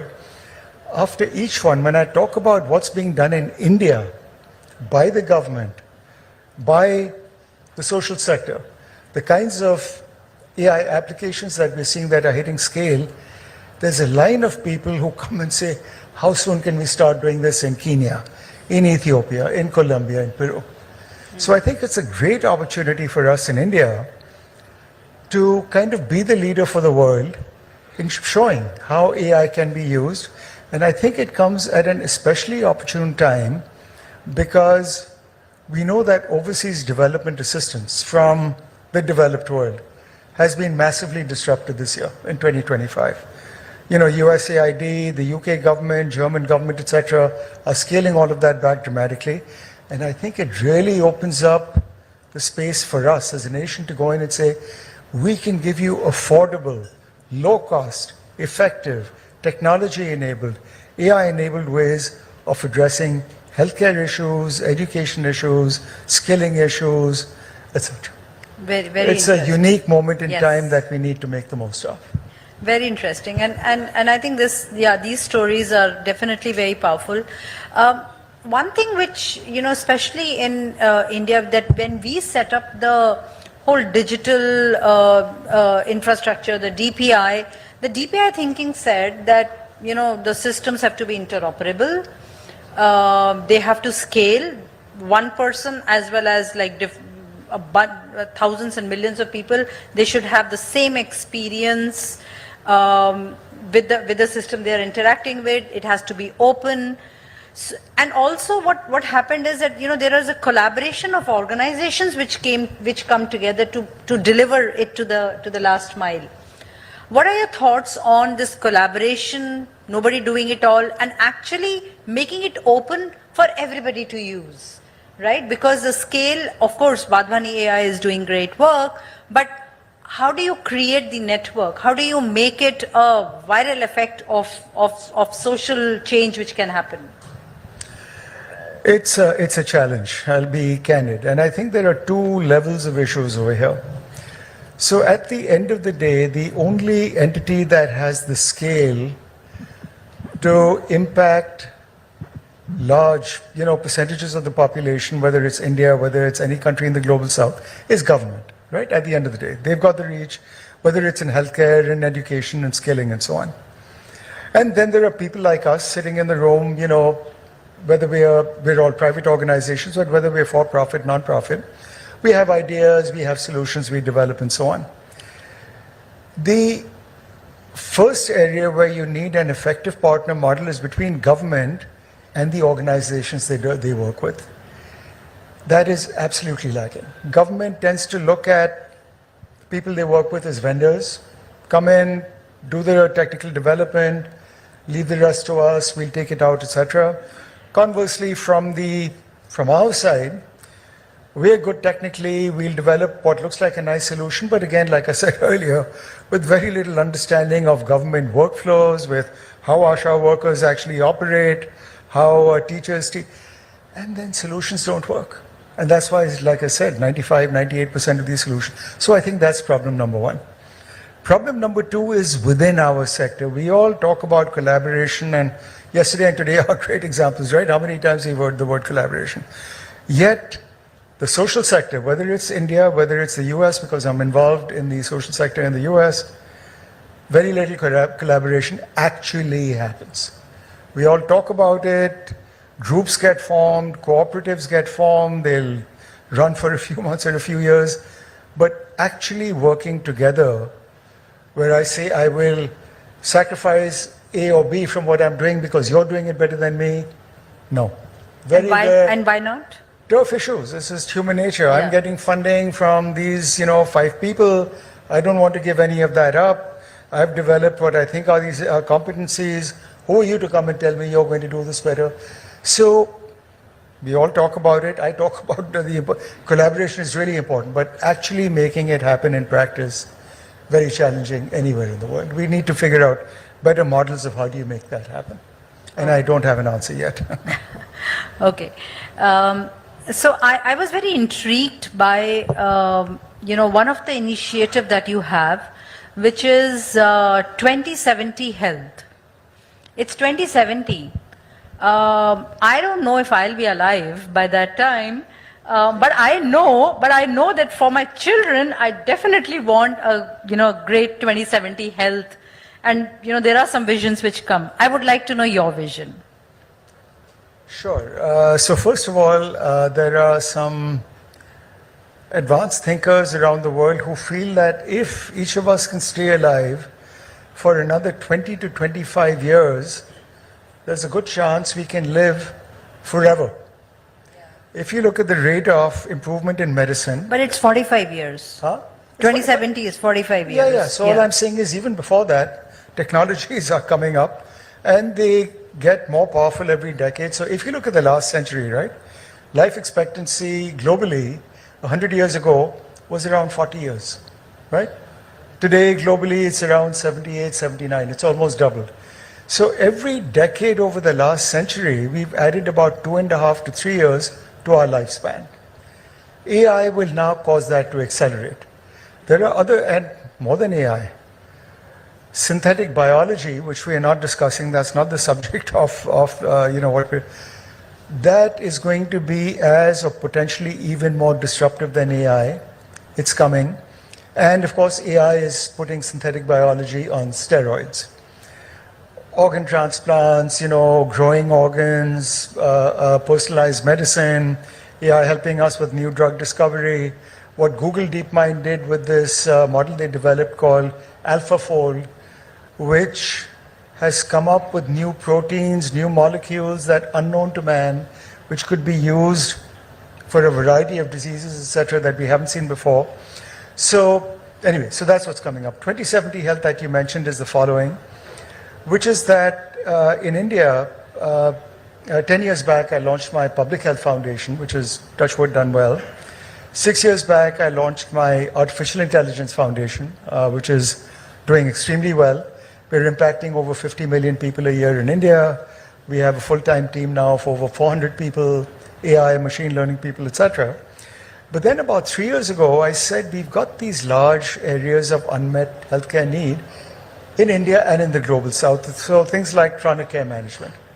Giant issue, right? As a country develops, India is a great example, the level of communicable diseases starts coming down, but the level of NCDs starts going up. Heart disease, cardio, cancer, COPD, things like that. And so mental health, big issue. So around 3 years back, I said, look, these nonprofits are doing great work, but could we take an entrepreneurial approach to trying to address some of these issues at scale? So 2070 Health is basically a healthcare venture studio that I started in India to identify areas where we need disruptive new ideas. I've got a research team that comes up with the ideas, comes up with the plan on how we pursue this. I've got an engineering team that comes up with the tech stack. We find the right entrepreneurs to drive the ideas forward, give them startup capital, give them a huge amount of equity, and then get them going. So I've got about 12 companies right now that have gotten started over the last 3 years, addressing these kinds of areas: chronic care management, AI-based mental health, 21st century pediatric care. The latest company we launched is a cancer care company in partnership with Narayana Health from India, and which we think in 5 years could be the largest provider of cancer care in India. And the goal over there is to bring cancer care closer to people's homes. So that's what 2070 Health does. And again, it's a complement to what I'm trying to do with on the nonprofit side. Yeah. So it's not like crazy silicon dream of I want to live till 100, but it is actually helping solve cancer and based in India and having impact on the ground. Absolutely. And all of this, by the way, will help us live to 100 and beyond. Okay. Yeah. Okay. So, one thing which, keeps coming to our mind is like, the global north, the global the global south and the AI ambitions of global north vis-a-vis the AI ambitions of global south? What can we learn? You have feet in both the places, right? So what's the thing that you think global south can learn, and also vice versa? So, how do we bridge the gap? So that's a great question. So we've got these two interesting models, right, in the AI world right now. And let's face it, there are two countries. I don't think there's a global north where AI is concerned. I think there's one country, the US, which is way ahead, and there's China, which is way ahead.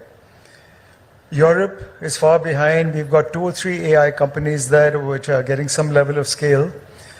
In the global south, there's India, there's Vietnam, there's Indonesia, there's very little else, beyond that. But the key point is that the two models, the US model is very much a commercially led model.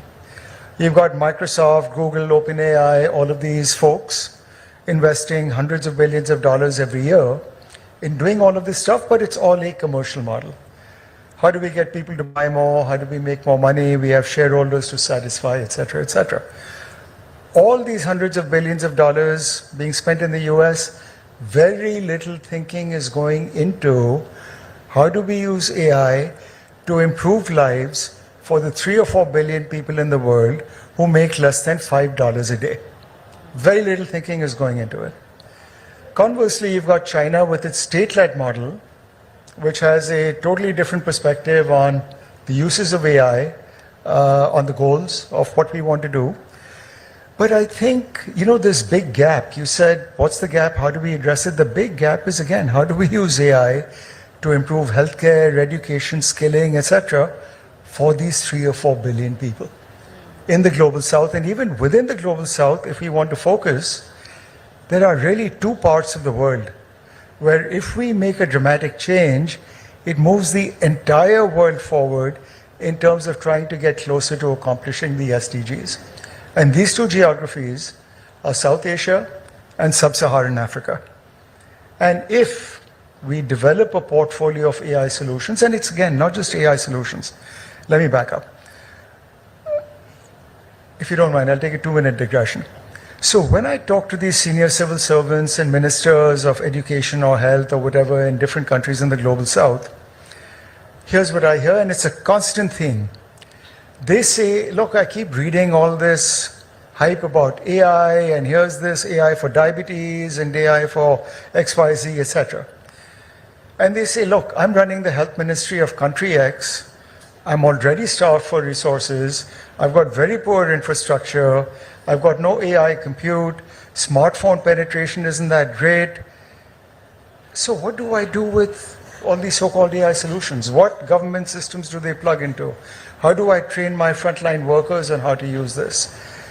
So what they're looking for desperately is give me some idea about how to think about AI in a system level way over the next 3-4 years.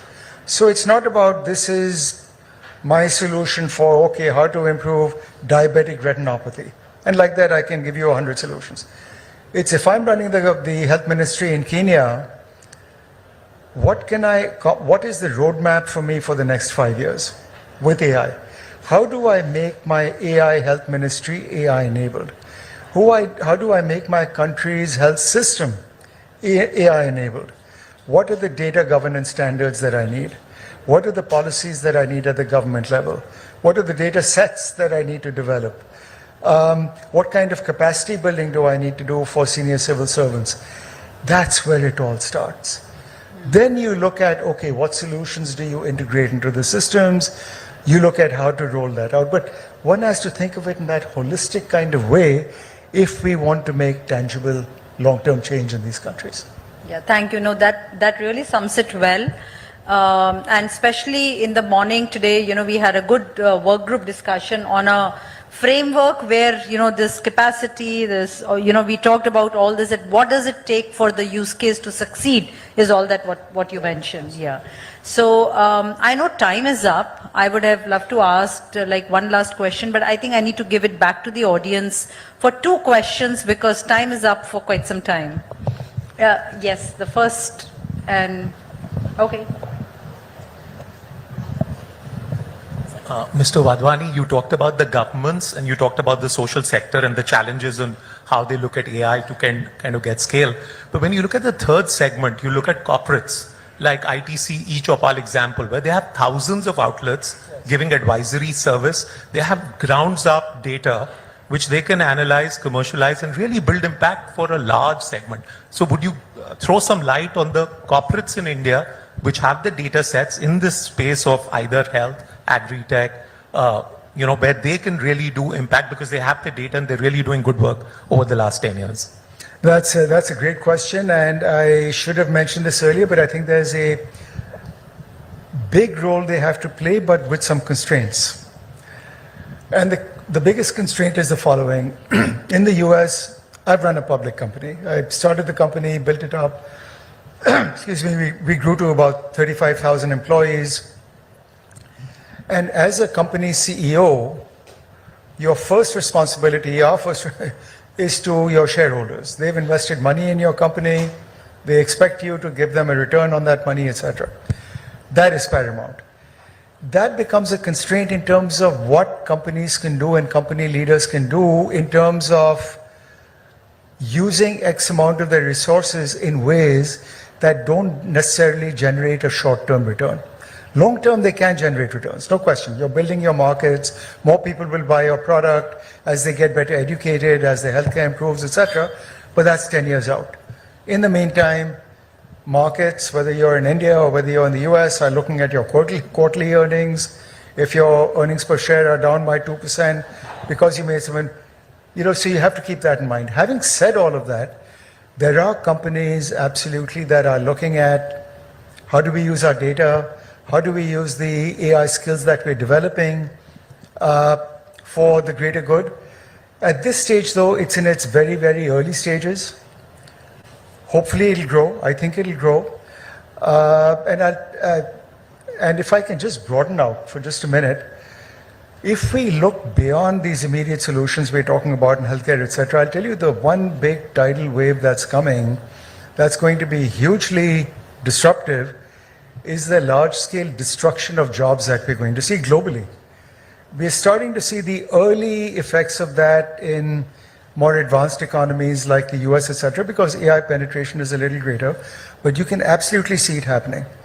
Entry-level jobs in accounting, in finance, in law, these are all areas where we all encourage our kids, go to college, become a professional, this is where you learn money. And now suddenly, you can see at the lower level, these jobs are starting to get impacted. And AI is getting 10x more powerful every year. That's an exponential curve that we have never seen before in the technology world, ever. It's going to be huge.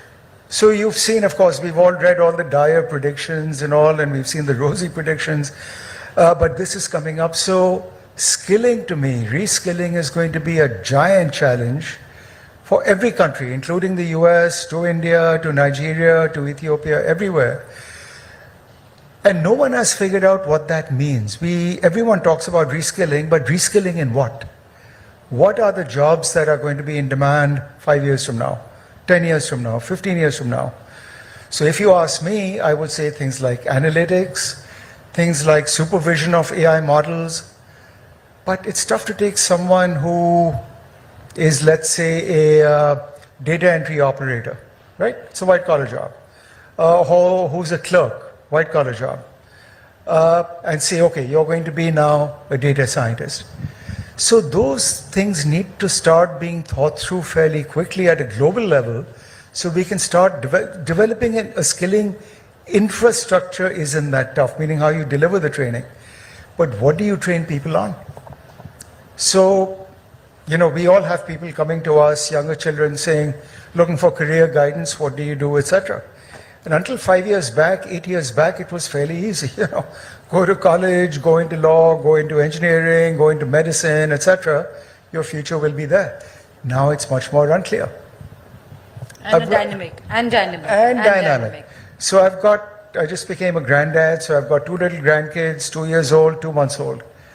When they become 15 years old and they ask me, what should we do? I have no clue right now what I'm going to tell them. Because a lot of today's jobs will be gone.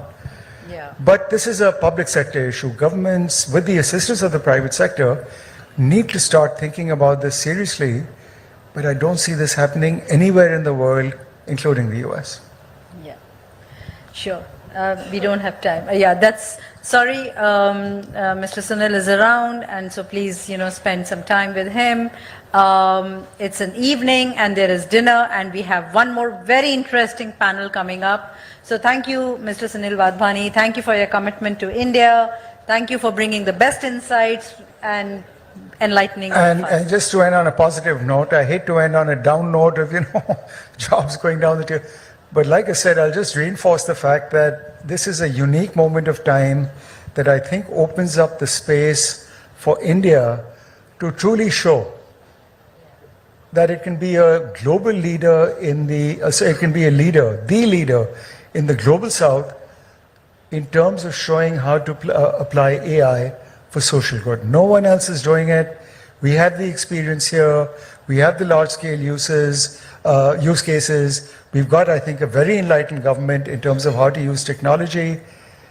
The next 2, 3, 4 years are going to be critical in playing this role. I know right now there's a lot of focus on this AI summit that's coming up in 60 days. That's all good. We need to make sure it's successful. The much bigger issue is what happens after the summit. How do we follow through on all of these good things we're talking about? Yeah, absolutely. Thank you, everyone. The new era of AI. That's what we do. Thank you.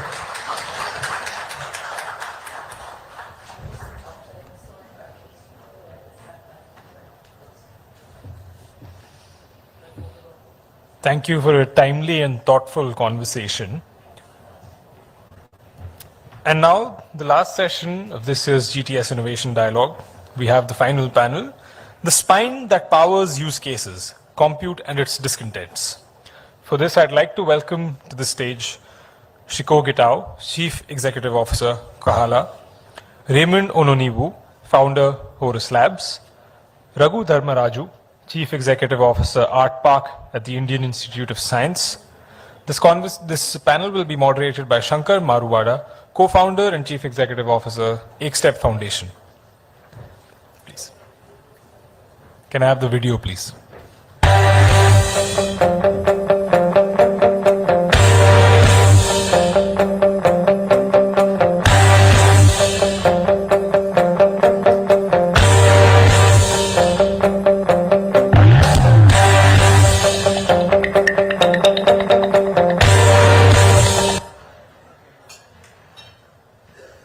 Floor's all yours, Shaka. Thank you. What are 2 days? Intense discussion, frank open conversations, productive partnerships, and a lot of bonds being formed. We are the last panel, and I'm sure it will be very insightful. I had some open comments to kick things off. But I'm so excited by the three of you and what you bring to the table that I'm going to jump straight into the questions. The theme today is compute infrastructure is the backbone of every AI success story. Yet, it remains a critical bottleneck in development and deployment. What this panel will do is bring together practitioners who will examine the practical realities of scaling AI solutions, from managing compute costs and accessibility to navigating infrastructural gaps in diverse environments. The discussion will explore pathways to building sustainable access models that enable AI solutions, to move from pilots to population scale deployment. A point that previous speakers have also highlighted, a lot of the pilots don't go beyond the lab. I have with me Shiko Gitao, CEO of Kala, Raymond, founder of Horus Labs, and Raghu, CEO of ArtPack. I'll introduce you one by one and then ask you the question so that we can jump straight into it. I want to begin with you, Raymond. So let me introduce Raymond. Raymond Ononivu is the founder and CEO of Horus Labs, a technology and infrastructure company building Africa's next generation digital backbone through modular, renewable powered, AI-ready data centers. An engineer with more than 15 years of experience delivering products across mixed reality, Windows analytics, and Teams Copilot. His work has powered platforms relied on by hundreds of millions globally. He founded Horus Labs in 2022 to address one of the continent's most urgent challenges, the absence of sovereign high-performance compute. Horus Labs is enabling governments, enterprises, and innovators to run compliant cloud GPU and AI workloads locally, advancing digital sovereignty, economic inclusion, and Africa's long-term technological resilience.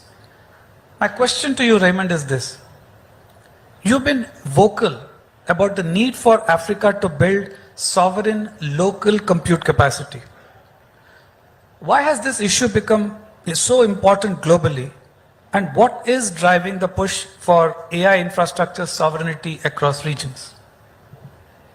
I think if we take a look at what's happening with AI and current geopolitics, right, it's quite clear that compute has now become a national priority, right?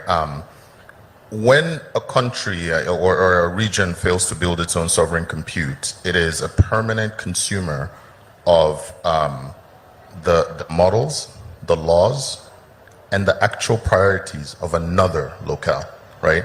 It also goes back to what Mr. Madwani was saying about the way, the rationale behind how people build. In the global south, I think it's imperative that we take a different look at this new paradigm that's about to change humanity.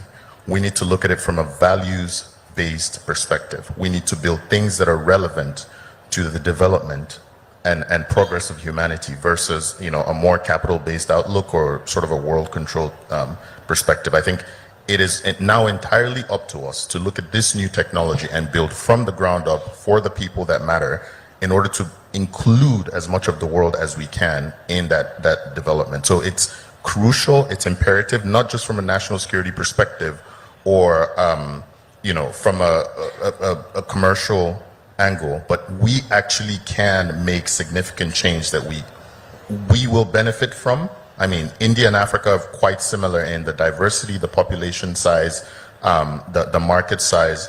The difference in Africa being it's just 54 countries versus, you know, a single country. So I think we stand to make a difference if we build from a values perspective upwards. Wonderful. Shiko, I'll come to you. Before that, I would love to introduce Shiko. Shiko Gitao is the CEO of Kahala. Is that? Kahala, a leading digital innovation company transforming Africa. With over a decade of expertise in digital technologies, she drives digital transformation for organizations in Africa and emerging markets, focusing on diverse sectors like agriculture, education, health, payments, and retail. She established Safaricom Alpha, Africa's first corporate innovation hub, serving as head of products, innovation, and as the chief innovation officer, leading Safaricom's digital transformation. At the Africa Development Bank, she guided governments in adopting ICT for delivery, developing the digital government blueprint. Her experience at Google and Microsoft in emerging market further bridges business, government, and technology. She has a PhD and MSc in computer science from the University of Cape Town, South Africa. Shiko, given your diverse experience and the fact that you have guided digital governments, you've guided governments on digital and data governance, how should African governments think about long-term compute infrastructure, centralized versus decentralized, sovereign versus cloud dependent, when they're designing their national AI strategy? Thank you very much, and I'm happy we are the last panel because I'm happy and sad because the room should have been fuller, but happy because the previous panels and conversations actually preempted what I was going to say. So I was thinking, oh, they're saying all my points, which is good. So when you think about AI strategies in Africa, we only have 16 countries with any form of policy, regulation, or strategy in Africa. So this is a good question for anyone who's watching this from Africa. And my advice to many of them, of the countries that ask us this question is, it's not an either or, it's and, yeah? So it is not centralized versus decentralized, yeah, or sovereign versus cloud. It is seeing it layer by layer, yeah. If you're to take the example of the ambassador who was here before, and she said that a ChatGPT or AI is a general purpose technology like electricity and stuff. Think of then compute as the rail, yeah. Think of it as the ports, the roads, the power lines. Think about it as an enabling environment for the general purpose technology to happen. But don't think of it as just a standalone. When I think about compute, and I think we had this discussion yesterday, is compute is a stack. It's not just GPUs. And that is a misconception that most people have, is you're coming to sell me, oh, I'm going to give you a cluster of 3,000 GPUs to do what with? Yeah? So when you ask yourself why, the question of why compute, then you start unraveling the stack. And the stack is made, yes, with the GPUs, but we have power, we have talent, we have data sets. It's a model that we came up with at Kala that is called the four horsemen model, that is made of compute as an infrastructure play, which is power and energy and the GPUs, but also includes talent. It also includes data sets and data systems where the culture and context is actually captured.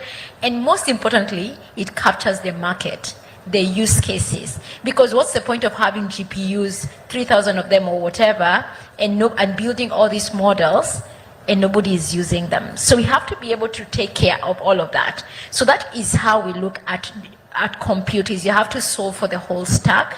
Not all of it at the same time, but you have to look at it, especially because compute is very expensive to invest in as a country. But then when we ask the question, so what? How do we think of these different types of like compute? You think of it from like sovereign at the core, and Raymond has talked about it. Is many countries in Africa are extremely afraid of being switched off. I mean, we are not going to talk about geopolitics, and I'm not a very good expert at geopolitics. I'll leave to Rudra and his team to talk about it. But geopolitics is a big fear amongst many policymakers in Africa. They keep thinking, what if the cloud is switched off? And it has happened, guys. In June, when China was doing its national examination, all of the African developers who were building on DeepSeek and Queen and all of these things, they went offline. Yeah? And now many of the startups that are going into Africa, who are in Africa, who are building on top of Meta's fabric, which is like WhatsApp and Llama, are living an existential risk of being switched off. Why? Because Meta has said if you don't meet a certain compliance mechanism, you're being switched off. So this is not just a theoretical risk, it's a real risk. So sovereignty at core is very important, yeah? And sovereignty means I'm going to keep the data that is important to my country. Our intelligence data, defense data, some health data. I mean, being a Kenyan, I'm putting a question mark at the end because of recent announcements.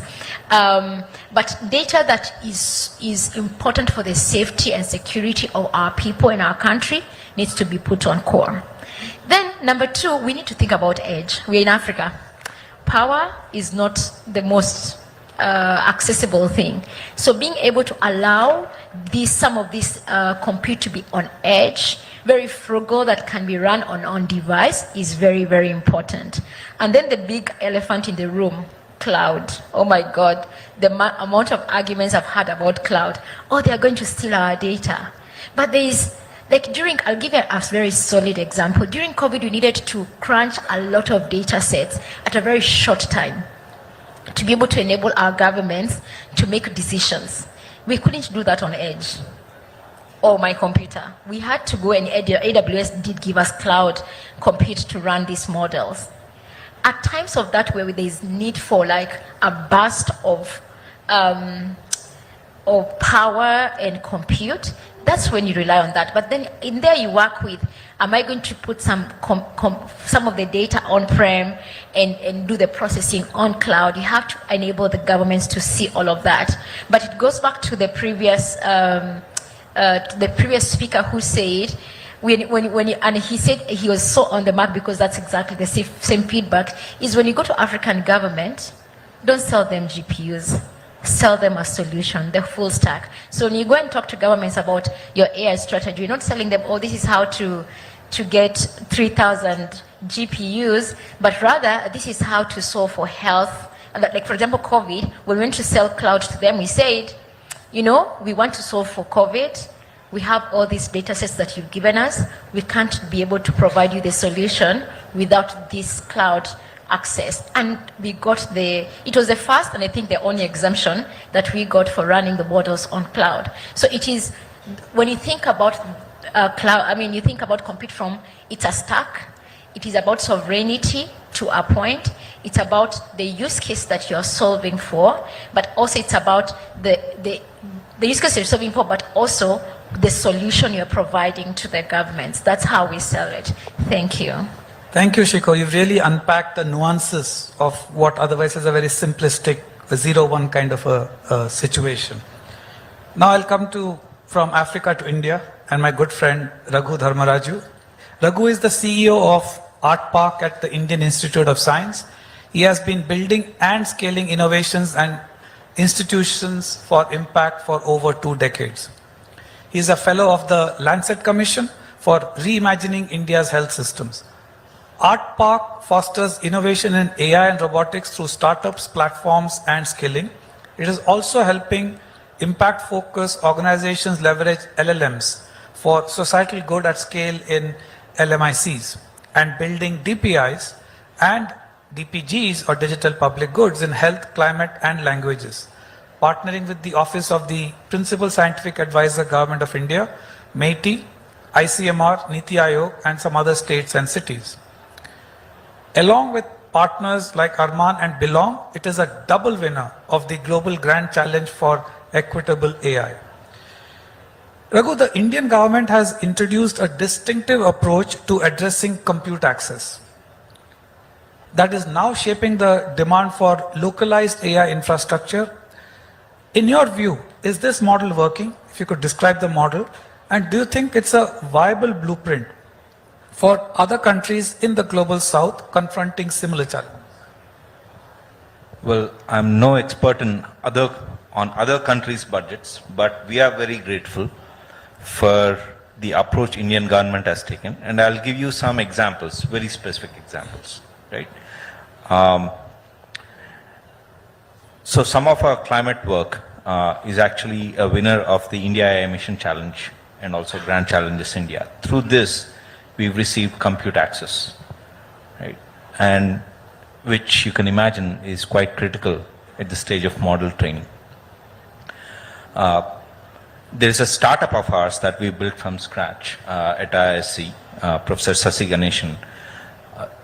They are building what you call scientific foundation models, right? You might not think of that as societal good, but if you think of sovereignty and core technologies that global south needs, these scientific foundation models that are used in engineering design are very critical, right? We funded them. I'm going to try, let me stay with crores because by the time I convert it, I might mess it up, right? The number of zeros, millions, lakhs, it's a mess. Sorry, not enough compute here, right? So we funded them roughly, let's say 3 crores, right? But the India AI mission, yeah, $300,000. Actually, given the depreciation, it's getting easier, the compute, right?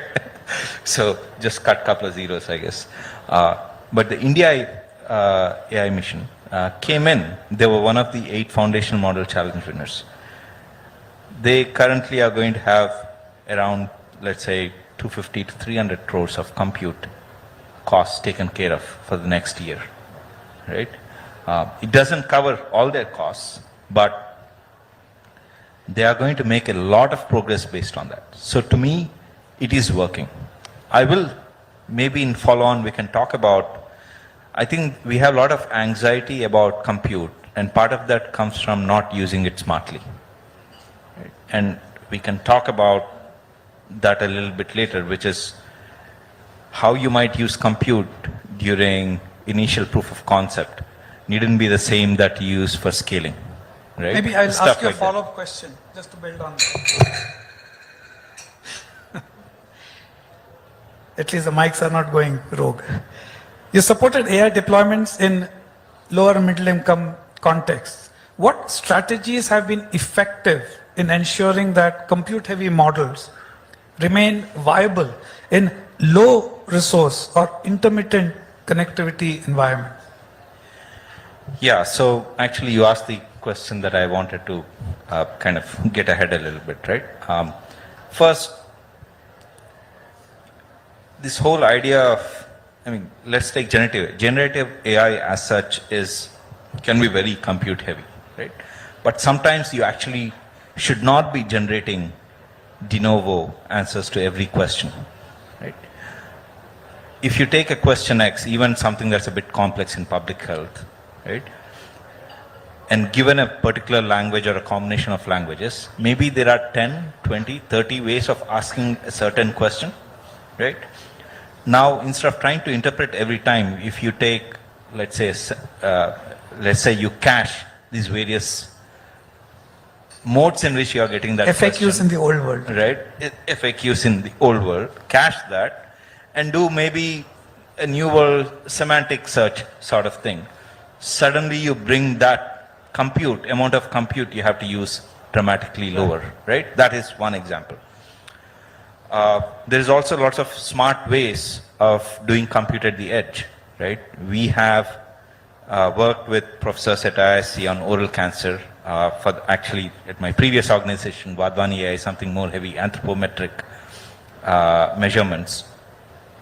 We've actually compressed the models down to the phone, right? The point that Chico was saying, there is a need for... And this takes good, smart engineering. The analogy I will use is, you might build a prototype, a hardware prototype using 3D printing, this, etc. That's very expensive. But there comes a point when you do what's called DFM, design for manufacturing at scale, right? So often what I find is that design for manufacturing, design for large scale production, that mindset and capability is missing, which then goes back to really burn your budgets on compute, right? So I just wanted to share some of those. It could also be a barrier to scale if you don't do that DFM. Oh yeah, absolutely. Barrier to scale.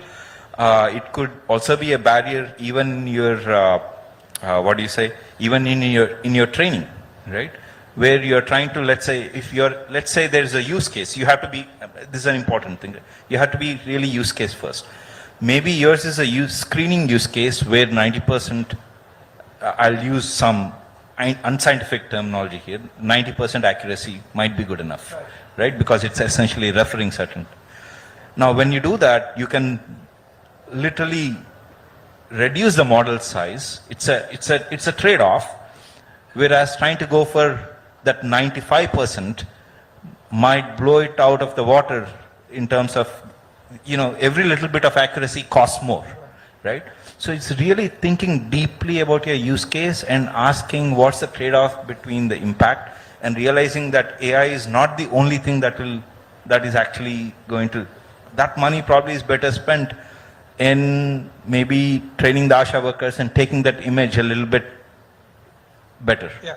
As Sunil said in the previous session, that AI may only be 30%, 70% is non-AI. I would say AI is 10%. You can't move. Look, there's so much that has to happen before the AI model comes in and after, in the physical world anyway, right? So, and I think when we think of evaluating solutions, we should think of AI model as one piece of it. The evaluations after and before also important before you get to your outcomes. Wonderful. Raymond, I'll ask you a follow-up question to that based on a some conversation we had in the closed group yesterday in education. As someone selling AI infrastructure, I was very impressed yesterday when you talked about value-based, right? It should generate value. Coming back to Raghu's point, that think of the use case and work backwards from that. If you could share some of those perspectives that you shared with me, and I have a follow-up question, but if you could start off with this one. Yeah, I think a lot of, when we talk about AI, my sort of definition of what AI is supposed to do is, assuming you had an assembly line factory, right? You have a level 1 worker, you have a level 3 worker, with level 1 being the most junior, level 3 being the most senior. What AI is actually supposed to do, and where it sort of shines, is it can help the level 1 person perform at a level 3, and it can help the level 3 person do 8 hours of work in 4 hours, right? That's one way to look at it. The second part of it for the Global South is we still have a lot of constraints. We still have a lot of challenges.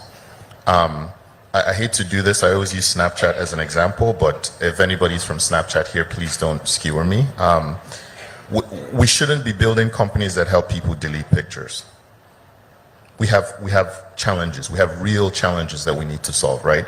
So I think for us, there's a unique opportunity for us in the Global South to think values first, right?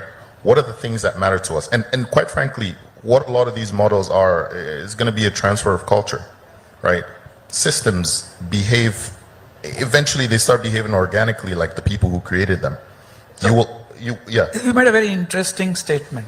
Models are a transfer of culture. Can you double click into that? A Chinese model will reflect Chinese culture and Chinese values, right? American models will reflect capitalism and sort of American culture, right? An American model will not, for example, as Africans, respect for elders is a massive thing for us, right? Whenever I go home, I take my dad everywhere because he helps me, get things done. They just see an older guy and they say, okay, sir, come sit here, get this done. Those things are so pivotal to our cultures, right? But a US model, an individual is an individual, right? Respect for elders is not heavily weighted when you think about it.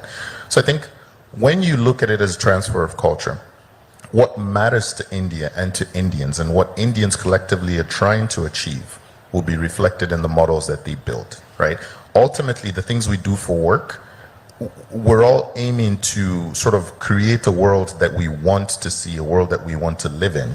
And so when you look at these models, if you sort of fast forward 200 years from now and say humanity and civilization destroyed itself, you will be able to go back at these models, and from an anthropological point of view, you will see the people who created it. You will understand their cultures. You will see sort of what they're made of. If you look at, I can't remember the space probe that we sent out back in the 80s that's sort of at the edge of our galaxy. Yeah, Voyager, right? What does Voyager have? Jazz, American culture, right? I don't think there's anything on there that says the Taj Mahal, right? So if some alien civilization finds it, what they're going to find is the story of America. Right? And so it's super important that we think about some of these things this way to make sure that the world we move into and the world we live in doesn't become a world where languages are lost, cultures are lost, right? Ancient civilizations have a lot, it's almost like humanity does this thing where it goes forward, then it circles back to what ancient civilizations have been saying for eons, right? We cannot afford to keep making that mistake. So it's imperative that as the Global South, when we think of what we build, and we think of what we deliver to the rest of the world, we are the preservers of culture. We are the preservers of value, right? That is the role that we play. So it's important that we keep this in mind when we build. And if we can solve a lot of the critical problems on Earth, right? Guess who benefits the most from it? We are. India, South Asia, Sub-Saharan Africa, we will reap the massive benefits and our societies will grow. Wonderful. You also alluded to the practical constraints of, for innovators building across, right? This could be innovators building AI for agriculture, fintech, or health in Africa. How can infrastructure providers like you better meet their needs? I think when you look at some of these spaces, the constraints are typical. It's like data quality. And one of the things about the whole compute conversation is, like you said, GPUs are one thing, right? For every time you have one GPU, chances are you have two CPUs. And chances are you need a significant amount of storage. So CPUs are also growing sort of in parallel with the demand for GPUs, right? When you build a service, you're not hitting a GPU directly, right? You have caches, you have cache mechanisms, there's some decision tree that happens before you decide this needs to go to a GPU to be computed, right? So when we talk about compute, we're not just saying GPUs, right? You're saying everything that is relevant to it. So when you look at what the constraints are, you have data quality, interoperability, storage of data, right? That is a constraint. You have connectivity and bandwidth. Training is expensive, right? You need really great connectivity for training. Inference also requires, you need high bandwidth for training, but you need good connectivity for inference, right? You also look at regulatory frameworks. Most of them are fragmented. Things like KYC, anti-money laundering. When you look at the level at which some of these things are developed, right? You have hobbyists, you have small SMEs. The on-ramp to build some of these solutions are completely laced with regulation that is fragmented. India is a single country, so the regulation sort of applies within the domain of India. However, when I build something, there's, in East Africa, there's the East Africa bloc regulations, there are the regulations within a country. I go west, that changes. So there are some frameworks that are being put in place to sort of address these things, but these are the real life challenges that make it a little bit difficult for these things to happen. However, on our end, what we're determined to do is, let's first of all start with, is the compute there? Is it available? Can you have it when you need it? That's checkbox number one. The second thing, I think I asked I asked a couple of people today, I think in India, UPI is sort of the common form of payment. I was asking someone, can I buy ChatGPT tokens with UPI? Is there a yes answer somewhere? So that rail doesn't exist. You see what I mean? Despite some of these things happening, there are still rails that ensure inclusivity. I mean, mobile payments is the largest sort of form of digital infrastructure that exists in the global south, but we still haven't made effort to on-ramp people who use mobile money to access compute. So that's one of the things we're looking at. For the hobbyist, for the startup, for the person who wants to use the paid version of, a model for 2 days, right? The sachet economy, we still haven't distilled compute down to the sachet economy. And the closest thing we have to that is mobile phones. You look at what happened with mobile phones in the global south, there was proliferation and it actually worked out when people could just buy what they need, right? People were able to buy what they need. USSD in most of Africa became a thing. Most people primarily access any kind of technology via USSD. I pay my electric bills, I pay people, I pay my taxes, everything is text this to that code, right? So I think when we look at it, instead of sort of waiting for the rest of the global south to have mobile penetration where everybody gets smartphones, let's meet them where they are, right? I think that's one other crucial element that we need to put in place. And then the other part of it is the interoperability, right? If I'm doing something in Kenya and it works, how can I very quickly take that solution to Uganda where there's need and make sure that it lands? Because at the end of the day, our goal should be a straight line from what we're doing to the value that it provides. If there's something that works in India today, right? And I hear, I've spoken to a couple of people in the room, if I see an opportunity where I'm like, the education conversation we're having yesterday, there's a classic problem in education, teacher-student ratios, right? There are too many students in the class, the teachers are overwhelmed, right? They can't address everybody on an individual level. That problem is not an India-only problem. It's not a Rwanda-only problem. It's not a Nigeria-only problem. It's sort of across the global south. So if there's a solution here that works, how can I take that solution and very quickly go solve that problem somewhere else? The sooner we get the problem solved, the sooner there are kids in school, the sooner people learn, the sooner we grow the economy. The solutions we're looking for are in the heads of the people who are not bold enough to ask the teacher a question, right? So we need to create the on-ramps for interoperability, where we look at ourselves and say, okay, I know we are all different domains, we're all different jurisdictions, but really, who are the people we need to get in the room to say, India has a solution? How can we take that solution and very quickly apply it here? Or there's a solution in Uganda. How can I bring that to India? Is there a translation layer that needs to be applied? Is there a payment on-ramp that needs to be applied? We need to be hyper-aggressive about solving these problems and straight for the goal and the target, you know, and bring stakeholders along in a way that works. Wow, there's so many ideas there. My mind is buzzing with but just to recollect some of what we've discussed, and also what Raghu was saying some time ago. If I take the teacher-pupil ratio, to me, that's a use case. And Brazil might have solved it one way. A state in India might have solved it one way. As Raghu said, there are a whole bunch of steps before and after the compute, right? Before and after the exact solution. You talked of regulation, right? That's almost not before and after, that's almost underlying, right? Even things like payment, those are all underlying factors or what Shalini would call as the horizontal enablers. So in this case of the teacher-student ratio, it's the use case that I connect to. And then I'm seeing what Brazil has done, I'm seeing what they have done, and in my context, what can I on-ramp? What can I take straight away? What can I lift and shift? What is it that India has that a horizontal enabler that I need to think of, the whole country needs to think of, right? I think that's why some of the complexities happen, and it goes back to your point about the values. India's values, the values of the countries in Africa, context is different. And so the exact solution, lifting and shifting of that may not work, but certain components of it. Fascinating. And it's so refreshing for someone who's in the business of selling infrastructure. Talk about all of this. It's a big lesson for all of us. Shiko, coming to you. Kala works again across sectors, health, agriculture, payments.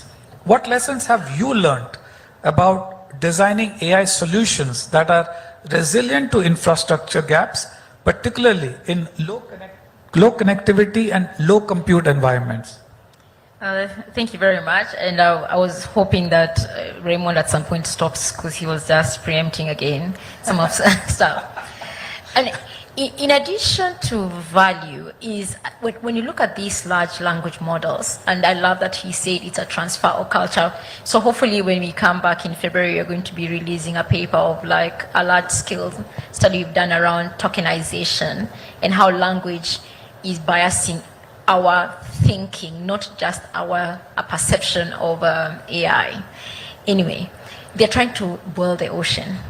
Yeah, they want to be the most intelligent. I mean, in the morning, Rudra was being given a hard time why there was no AGI conversation and super intelligence conversation by the group that was here in the morning. But have we thought about what is the minimum viable intelligence? MVI, that's a new term. And think when I'm a product person, and I was telling somebody I'm a product person, and we are all taught to think about the first principles of N before you build everything. Have we thought about the first principles of building AI? What are the first principles of intelligence? And we think about a minimum viable intelligence from any perspective. It drives you to what he just said, being hyper-focused on solving a problem for the value around it. Yeah?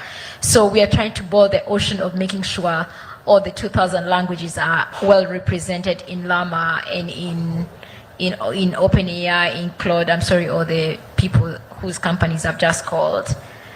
But are they good enough to solve for these places like education and health? The answer is no, and I have quantitative data to actually prove this. So yesterday, I think I mentioned we released a small benchmark on Swahili education. Because everybody's saying, oh, there are benchmarks for Swahili. Swahili is doing very well in Claude. It's doing everything. But when it boils down to it, is my child is going to be using Swahili to learn Swahili or to learn science. How well is Claude doing on that? And let me tell you, when it comes to that pass of a minimum viable intelligence, all these are failing because when it comes to application in Swahili education, in training young children on how to learn Swahili, it's failing. It's failing on how to teach young children to learn Swahili, to learn science using Swahili. And a few months ago, we did the exact same test in health. And I'll give you an example. For the women, the men will not understand this, so this is just an example for women. So we have a health team, and this AI super intelligence for healthcare came to us and said, oh, we've done this, you guys can test it, it even speaks Swahili. I said, oh, sure. And the first question was, what is the vaccination as a pregnant mother should I be getting at month 5? Please, women, don't react kindly. The answer which came back in Kiswahili was rabies. I said, don't react. Did you see all the women almost fainted? Because what is the actual vaccination? Tetanus. And that's where we come to minimum viable intelligence. It's super intelligent, but not intelligent to the place where it's supposed to be. And when you think about it, it comes back to Africa and our constrained, I was writing all the words that we use, constrained, frugal, what is it called, hard way of building AI, because we lack all these things. But if we are going to be building minimum viable intelligence, we can actually do it without all of this. We don't have to boil the ocean. I'll be building a small language model for education, or a small language model for breast cancer, as I mentioned yesterday, or a small language model for mothers who are pregnant. It is small. It is a few parameters, even 100,000s of parameters to train. It is accurate. It is anchored on reality and actual users, actual doctors, actual teachers, people who can be accessible. And it solves the problem, that which is the key thing. Yeah? And it's not going to cost me billions of dollars to do. And that's the approach we've been doing. So we have all these small language models that we are releasing. We start with a benchmark to shock the world, like we did with the Kiswahili benchmark yesterday. In January, we're releasing a small language model for educators. And that's why I loved the teacher guy and the disability, because you're doing one for education and one for children with disabilities, mental learning disability. Because we are solving actual problems. The breast cancer model, the small one, nobody cares. It used a few $1,000s to build. It's actually solving a problem. It's minimum, it's viable, and it's intelligent. Thank you very much. Thank you, Shiko. That's very, very inspiring. Raymond, I want to come back to you to build on this conversation. From your experience, what are the major design principles needed for compute infrastructure in regions where power, connectivity, and capital availability are all highly constrained? How should people be thinking of designing? I'm going to go ahead and steal the MVI and call it the MVI stack now. I think that's what the Global South needs to do. What's the MVI stack? I really like that. If you look at what the challenges are, actually this is something that I've been sort of thinking through the course of this year and trying to not only theorize but actually apply in our situation, right? In all of this, power is such a central conversation. Like if you look at the future, I think there are a couple of things that will drive sort of where the future goes when it comes to compute. Power is, bottom layer, data centers and compute infrastructure, right? I say data centers because you need, some level of large storage, some level of high capacity, but also compute at the edge in a small scale. You have chips, right? The thing that everyone's fighting over. I think the Global South, and then you have, of course, the applications on top of it. I think the Global South can actually knock out 3 out of 4. Everything but chips, right? The chip conversation is, unless you guys someone is planning to run for office, it's at a much higher level. So when you look at it from a power perspective, you look at the constraints in the Global South. You have to be power conscious. right? The things that you build have to factor in intermittent power versus the always-on paradigm, right? Again, minimum viable intelligence. You then also need to consider renewable sources, right? We're getting to a point where there's a non-trivial chance that compute and digital infrastructure builders will also be in the power business. You sort of need to secure the power you need for the compute that you're going to provide. The other thing is connectivity. A lot of the societies in the global south have massive amounts of rural communities. I mean, it takes hours on road to get there. So you have to think about, when you think about training requires, again, you know, a lot of bandwidth. You think about inference requires connectivity. So you need to think about edge cases, right? So if you look at it as sort of a funnel, you start out with the let's build compute, you know, let's take sub-Saharan Africa as an example. Let's build compute so that if a subsea cable gets damaged, we still have what we need in country. If China decides to shut down their cloud, we still have what we need in country. That's one level of redundancy. That's one way to sort of hedge for that issue. Then you move more inland, you go to the remote areas. There are some places that are not accessible for days, right? How do you still deliver solutions to them, right? Edge compute. How do you build solutions that don't need to be online all the time? The models that she's talking about, if this model is hyper-specific to, you know, a clinic that's in a rural area and the primary thing they deal with is malaria. Can we put a model for malaria in a small device that the local clinic can use, right? We have to think about these scenarios where you have intermittent power, intermittent connectivity. You also have to build, one of the biggest challenges is fragmentation, right? When I go to Cameroon, how I access compute is different. When I go to Rwanda, when I go to Nigeria, it's like you start the spin cycle again. You need some level of common infrastructure, right? So that if and this is one of the things that my company is trying to do as well, where if I need to deploy a solution in Cameroon and I need to deploy that same solution in Uganda, all I need to do is select a drop down and it deploys that solution in the locale. That specific location. So interoperability is another thing. From a regulatory perspective, there needs to be deeper engagement with the stakeholders. We actually can't do this without government, right? They're a critical stakeholder in the entire equation. So it's important that we bring them along on the journey, right? I was having a conversation with someone outside about how the election cycles also have a significant impact on some of these things.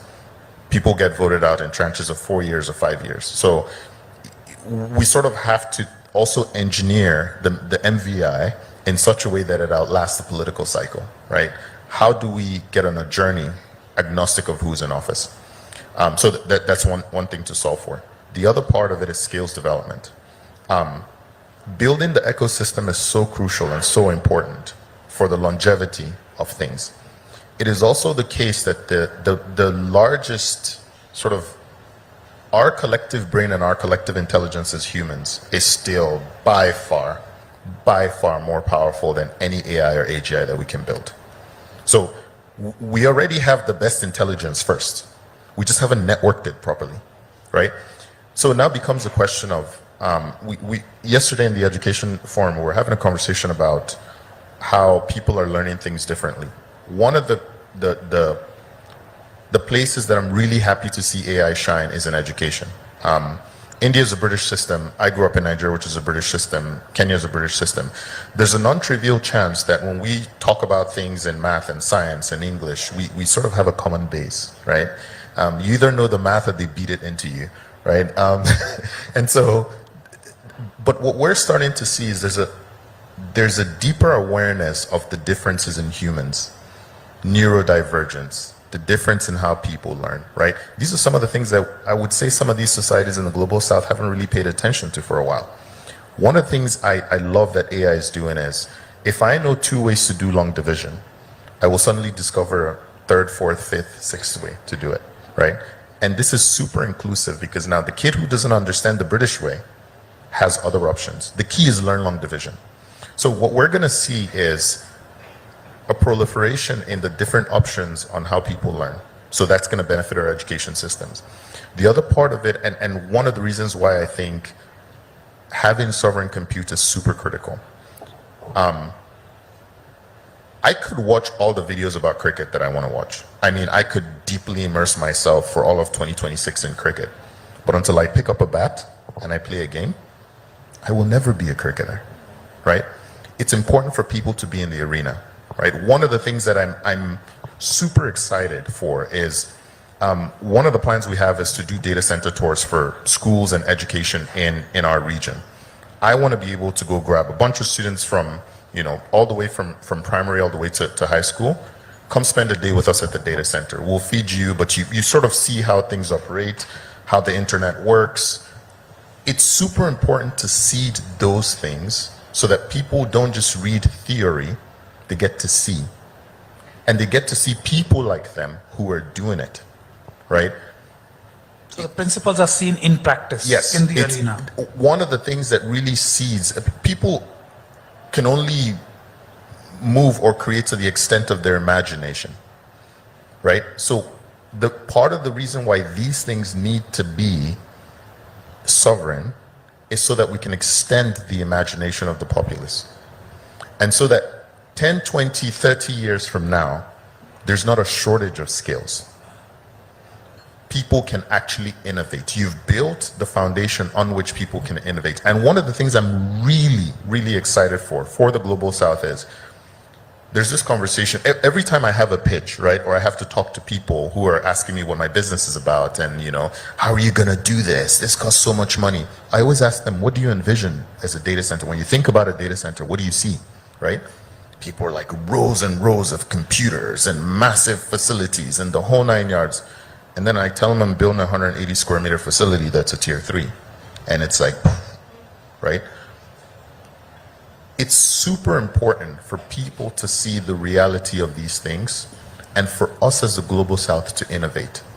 We're not going to burn through billions in capital. Where at some point, you know, we've seen that everything going on with geopolitics where one day you can get GPUs, the next day you can't get GPUs. Today you're a friend, tomorrow you're no longer a friend. We will have to solve these problems with constraints, and this is where we shine, right? This is really where the Global South shines. Let's get these tools in our hands so that we can work around the constraints, and I guarantee you, we'll be able to figure out how to build the models better, for cheaper.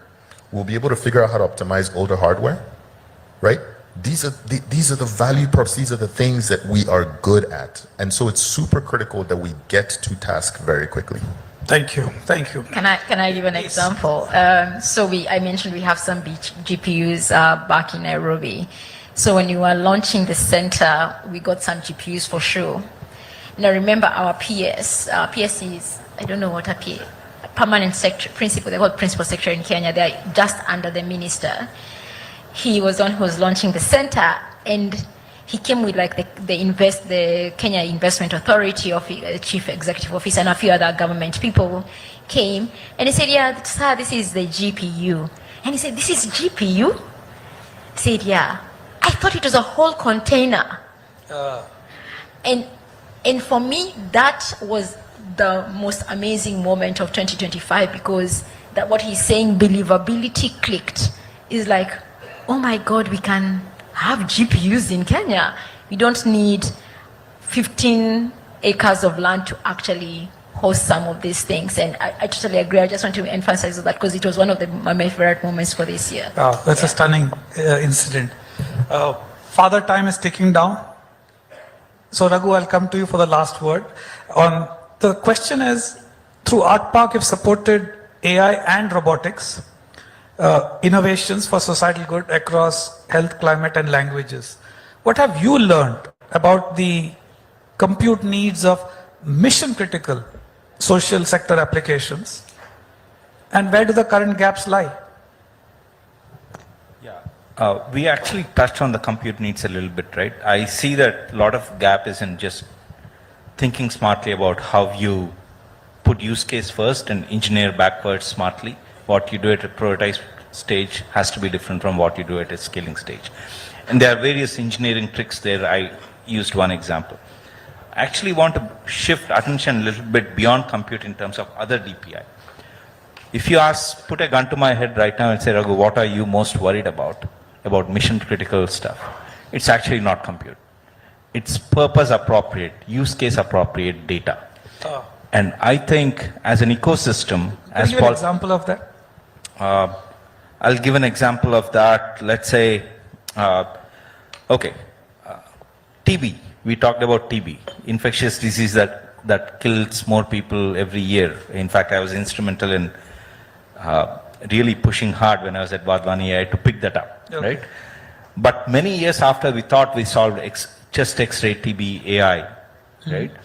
If you really see how much it has scaled, right, or see how much revenue Cure AI really makes in India and how many deployments they have, relative to the denominator, it's less. And the key reasons for that is not that there are no AI models, it's because we do not know how to validate them. Validating them requires creating benchmarks. Benchmarks means highly annotated and characterized data sets that are appropriate to use cases. It's like saying, if I'm going to test for active case finding, this is the kind of data set that needs to be brought together. Now, if you think further, now am I going to validate it in New Delhi and use it in Kerala? No. We don't know, right? What we need is a DPI that allows a more localized testing in adherence to certain data standards and requirements. So those data standards and requirements in TB, after all these years, do not exist for what a benchmark data set for use case X looks like, right? And there's an expectation that simply because we have so many TB cases, like this is like water everywhere, right? So that we should be able to drink it. There's a horizontal enabler which is missing. There's a horizontal enabler, and also I think it's a distributed system, right? And the money that it requires to create those benchmark data sets and the know-how that's required, I think is very underestimated. You don't have to create, I'm not saying you curate all the TB world's data, right? What I'm saying is even if you capture all the TB world's data as is and put it in a data lake and make it accessible to everyone, still does not solve your challenge. You still need those benchmark data sets that require special effort to create purpose appropriate data. And this shows up throughout the AI lifecycle. The kind of data you need in the prototyping discovery stage is different from the kind of data you need when your use case is stabilized and you want to deploy it, right? And who creates the data set? How do they create it? Do they have the data standards to say, okay, I'm going to create this, which means I have to test this. If you're going to test a screw, you're going to say, okay, this is the PSI that I'm going to test it to. So there's an engineering test that any engineer can take that and test that, right? Do a local setup of that test.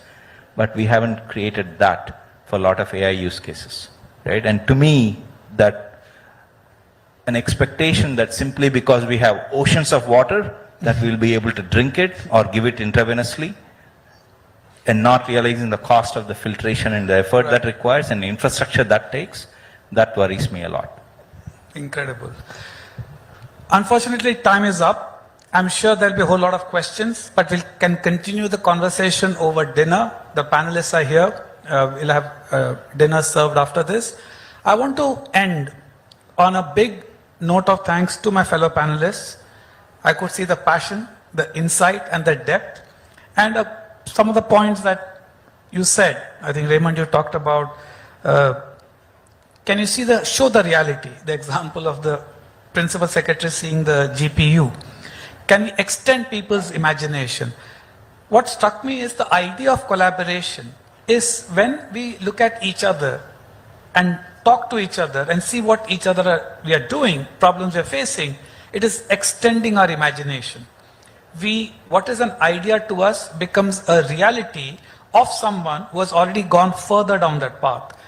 It again goes back to why yesterday we saw collaboration as the #1 need, and also points to the need of a network of networks, organizations who are organically connecting up with each other to convert the imagination to reality, to show what is possible, to help each other in even asking the right questions. So with that, I would like to give a big round of applause to all the audience who have patiently hung on, to the panelists, and last but not least, Carnegie India for bringing us all together over the last 2 days. A big, big thank you to you all. With that, good night. We'll continue the conversation and back to the MC. Thank you, Shankar. Thank you, dear panelists, for a thought-provoking conversation. Please, as a group photograph.